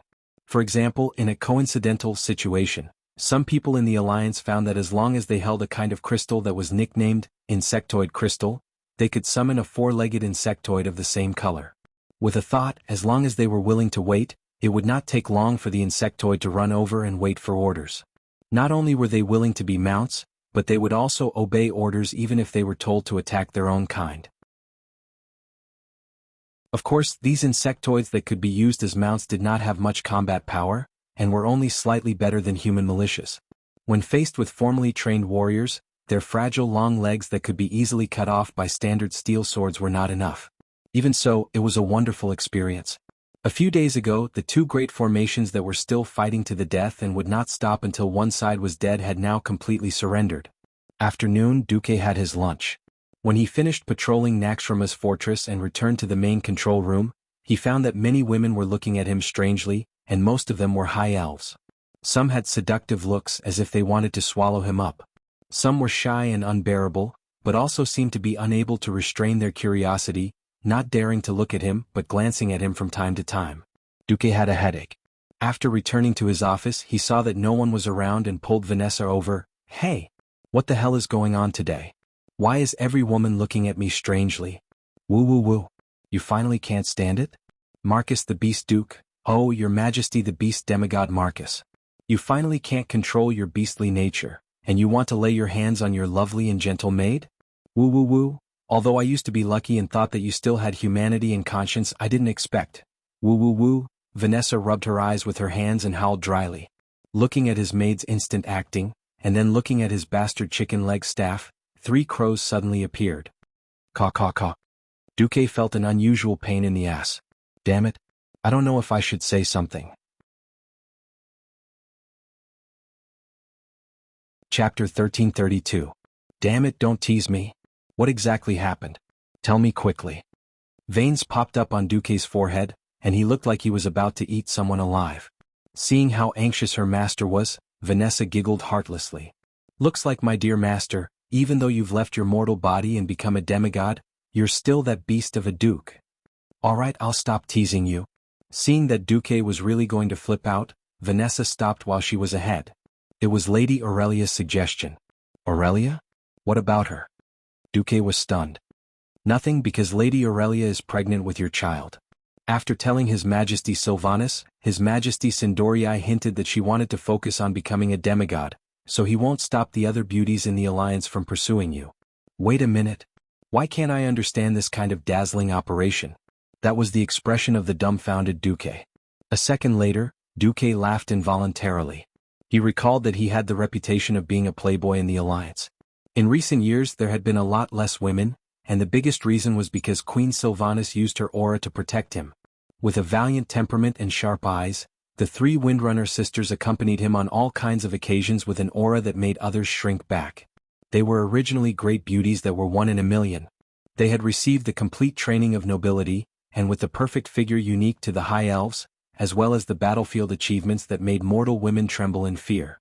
The 3 sisters were the most unique scenery in all the Alliance gatherings. In terms of beauty alone, there might be some noble ladies in the Alliance who could approach their level, but with the addition of Sylvanus' status as the queen, it was enough to make all mortal women despair. Those with beauty did not have the status. Those with the status did not have the ability. Even if there were all three, the three of them were together, and the addition of the beautiful sisters was terrifying. If they did not nod, who would dare say that they would definitely be able to get a place in Duque's harem? Naturally, the Windrunner sisters brushed off all the beauties who failed in their eyes. Duque had a strange expression on his face. Then why did Savannah suddenly? Vanessa sighed. It's all because I'm afraid you'll mess around. Don't you think about who you've pushed down recently? Who can stop you if your taste goes crazy? His Majesty wasn't too willing at first, but Lady Aurelia persuaded him to think of Cenarius, and His Majesty immediately agreed.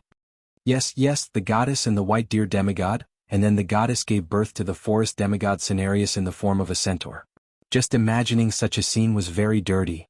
As a transmigrator, Duque could not help but think about it. In Greek mythology, how did Zeus, the most unscientific geneticist in history, create the tauren? How did his brother, Poseidon, create so many sea monsters? Please listen to the story of Zeus the bulldozer. Duque choked. He really spat it out. At the end of the day, it was all his fault. At the end of the day, it was all because he played dragon taming with Onyxia on a whim. Alright, although she was in human form when she tamed the dragon, no one would forget her identity as the Black Dragon Princess. Oh my god. So I've already embarked on the path of no return for the beastly Duke? Duque suddenly found that his life had become gloomy. Caw caw caw. The crows on a tiche cawed again. For some reason in Duque's ears, it became HQ. Discovered a pervert. Now under arrest. No, my taste is very normal. Duque swore in front of Miss Vanessa, the representative of the grand jury. Really? Duque did not notice the craftiness in Vanessa's eyes. Really? Duque raised 3 fingers and swore, as long as it's a good-looking beauty, I like it. Really? Then, shall we play a little game? What game? Take a guess, how many fan of knives, throwing knives do I have hidden down there? Vanessa threw out the question, and then, with an elegant ladle-like bow, she lifted the hem of her skirt with both hands. As a transmigrator who was deeply poisoned by Japanese culture, Duque deeply hated the traditional black, thick and monotonous maid uniform in Azeroth's aristocratic mansions. As early as 10 years ago, Duque had already developed the standard maid uniform in the anime style. The maid uniform was black with white flowers. There was a black and white butterfly tie, and below it was a low-cut, deep V neckline. However, the parts that were supposed to be exposed were covered by a hazy white muslin. The lower abdomen was a 3-row white muslin binding design at the top, middle, and bottom. The back was a breathable lace carving design, and the back was a large white bow at the back. The skirt was made of soft satin, matched with white lace at the hem. To reduce temptation, it was a mid-skirt design that went past the knees. However, the hem of the skirt seemed to be rising higher and higher. As expected, the long tube of translucent black stockings was evil. Now, Duque's eyes could not move away at all. The long skirt swayed rhythmically, one left, one right, one left, one right, inch by inch, as if it was some kind of evil rhythm, tugging at Duke's heartstrings inch by inch, as if it had become some kind of evil rhythm. Gulp. This was the sound of someone swallowing saliva. Finally, it reached the end of the long tube of black stockings. He saw it. He was almost there. That was the black silk suspender to prevent the stockings from slipping off. He saw it. Of course, there were no flying knives. Yo, my dear master, you still haven't guessed it? Vanessa's eyes were like silk, and she leaned slightly closer to Duque. But with this leaning, Duque immediately realized that the maid in front of him was no longer the maid that her father had thrown over to be a maid, the one that could not do anything well. Instead, she was a mature and charming woman that he had bestowed eternal life and youth. Even though she said that, her hands didn't stop lifting her skirt. Hey, my master, do you really not have any speech to express? Speech? Yes, of course there was. Not to mention speech, I can even make a freestyle for you. The problem is that thing is too simple. It would be embarrassing for me, a demigod, to say it. With a thought, Duque opened his mouth and said, Guan Guan Ju Jiu in the state of the river. A fair and graceful lady, a gentleman's desire. This passage of classical Chinese from Transmigration was enough to make Vanessa choke to death. She was dumbfounded. Looking at her face full of question marks, Duque felt smug in his heart.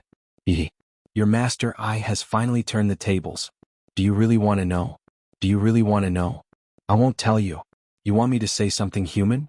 Sure. There were only 6 words, black, lace, asterisk ck. Of course, Vanessa knew that Duque was counterattacking. After a short moment of panic, she was not angry. Instead, she directly revealed the mystery. Clang clang. Pfft.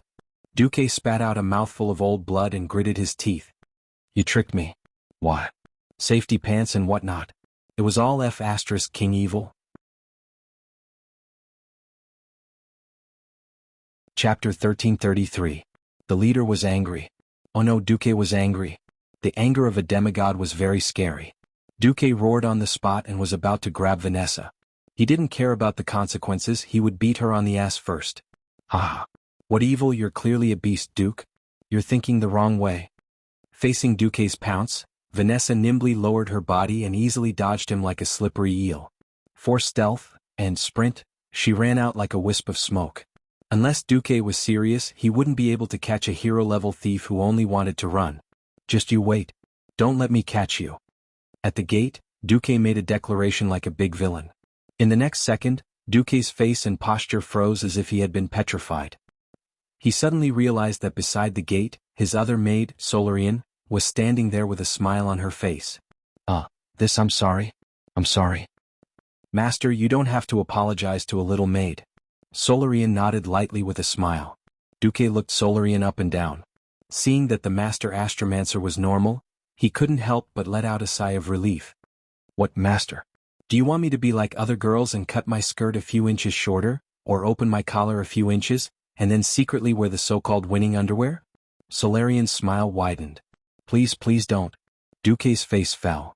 I'm so happy. It seems that after becoming a mage and demigod master, you're still the gentleman you used to be. Solarian seemed a little excited. Duque was a little embarrassed. He didn't know if he should tell her that before he transmigrated, the word gentleman was synonymous with pervert. Duque facepalmed. I'm also very happy. At least there's a normal woman by my side. Not really. My family also sent word that I can successfully conceive your child, master, Solarian said calmly. Duque burst out laughing. Is it that surprising? In Cule Salis, commoners without magic talent always hoped to give their daughters to noble mages. As long as they could give birth to a boy or a girl with magic talent, they would be lucky. In the eyes of the high elves, only by mastering magic could one change one's fate. Even great nobles with noble bloodlines would hope to marry into other great mage families so that their descendants would have a greater chance of becoming Silver Moon counselors. Please note that even after Her Majesty Sylvanas Windrunner ascended to the throne, this practice is still deeply rooted among the Blood Elves. After listening to Solarian's explanation, Duque more or less understood why the elven girls were suddenly so enthusiastic. The High Elves were originally magic maniacs. After splitting from the Night Elves, they had been worshipping the spellcasters for 8,000 years. Even though the Sindorii kingdom was now ruled by rangers, how could the customs of 8,000 years be changed so easily? But Duque couldn't figure out what Queen Sylvanas was thinking. What about you? What do you think? Duke asked as if he was possessed by some supernatural being. I don't know. Maybe when the time comes I won't refuse. Not refusing might not necessarily be willing. Is it because of Kale that's? Sigh, I haven't paid attention to him for a long time. Please don't misunderstand, Master. From the moment I swore allegiance to you, I no longer have anything to do with Kale, that's. He is more like a beautiful vision of my childhood, a dream that is destined to never come true. I have accepted my fate and I am doing well now. After a pause, Solarian continued, of course if you want me to kill Kale, that's I will do it. After all, when that day comes, Kale, that's will probably have committed an unforgivable crime for the Alliance. But I think when I do it, I will probably hesitate. Duque was a little surprised but also a little relieved. This was human nature. This was the Solarian of flesh and blood, and not the Solarian that Duke had in mind. The Solarian that should only appear in the Storm Fortress with no backstory at all. She was like a boss that was made out of paper. Phew. Thank you for your honesty. Duque smiled, waved his hand, and then ran to find Queen Sylvanas. Looking at Duque's back, Solarian seemed to be lost in thought. On the other hand, perhaps it was the so-called no comparison, no harm. When Thrall, who was fighting in the ruins of Ankaraj, heard the news from the Alliance through the undead thief messenger, the expression on his face was very interesting. What? They didn't lose much, and they have already taken care of the other leaders of the Ankaraj temple. They are resting while waiting for us to finish here and then besiege Si Thun? At this time, Orgrim walked in front of Thrall, and his voice rumbled. There is no need to worry, Thrall. As a great chief, figure out what you can do and what you can do well. If you can understand this, you are an outstanding chief. Thrall sighed. Just being outstanding is not enough. In peacetime, an outstanding leader was generally enough to close the gap with a rival country. Unfortunately, this was wartime, and any small gap could be infinitely magnified. The tribe originally had fewer strong people than the Alliance, and it was not easy for them to accept the Forgotten Ones and slightly close the gap with the Alliance. Suddenly, there was news that the commander of the Alliance, Duke Marcus, had become a demigod. In comparison, the tribe had suffered heavy losses in the ruins of Karaj, which was even weaker. Although the Forsaken were dead, the dead could not die a second time. If he was killed again, then his body and soul would be destroyed in the truest sense. Even an Astrian, as the leader of the Forgotten Ones, could not find a good way. Even if they lost a second-rate chief who had become an undead warrior and a former Silver Moon counselor who had become a lich, it was still a great loss. In fact, the Sun King's face was gloomy. After being ruthlessly expelled from the Eastern Kingdom by the Alliance, the Forgotten Ones had lost a stable source of troops. Originally, they hoped that after joining the tribe, Thrall would allow the Forgotten Ones to resurrect new Forgotten Ones from the dead tribe warriors. Who knew that Thrall would begin to believe in the way of nature and firmly rejected him. Not only that, even Orgrim, who was theoretically his subordinate, was on Thrall's side. Anastrian's gaze became even colder. Fortunately, he was a dead man. No matter when his body was filled with shadow energy and did not further decay, it was still full of a dark aura. No one noticed the change in his gaze. At this time, Orgrim patted Thrall's shoulder. Don't think too much. The tribe should do its own thing first. We must first not make mistakes, then wait for the real opportunity to come. You're tuning in to the Han Lee's Wuxia Chronicles YouTube channel. We're so grateful for your support, and don't forget to subscribe to join us on this incredible journey through captivating stories. Your generosity through donations truly makes a world of difference, as it's the primary source of revenue that allows me to expand and enhance this channel for you. Thank you from the bottom of my heart for being a part of this adventure.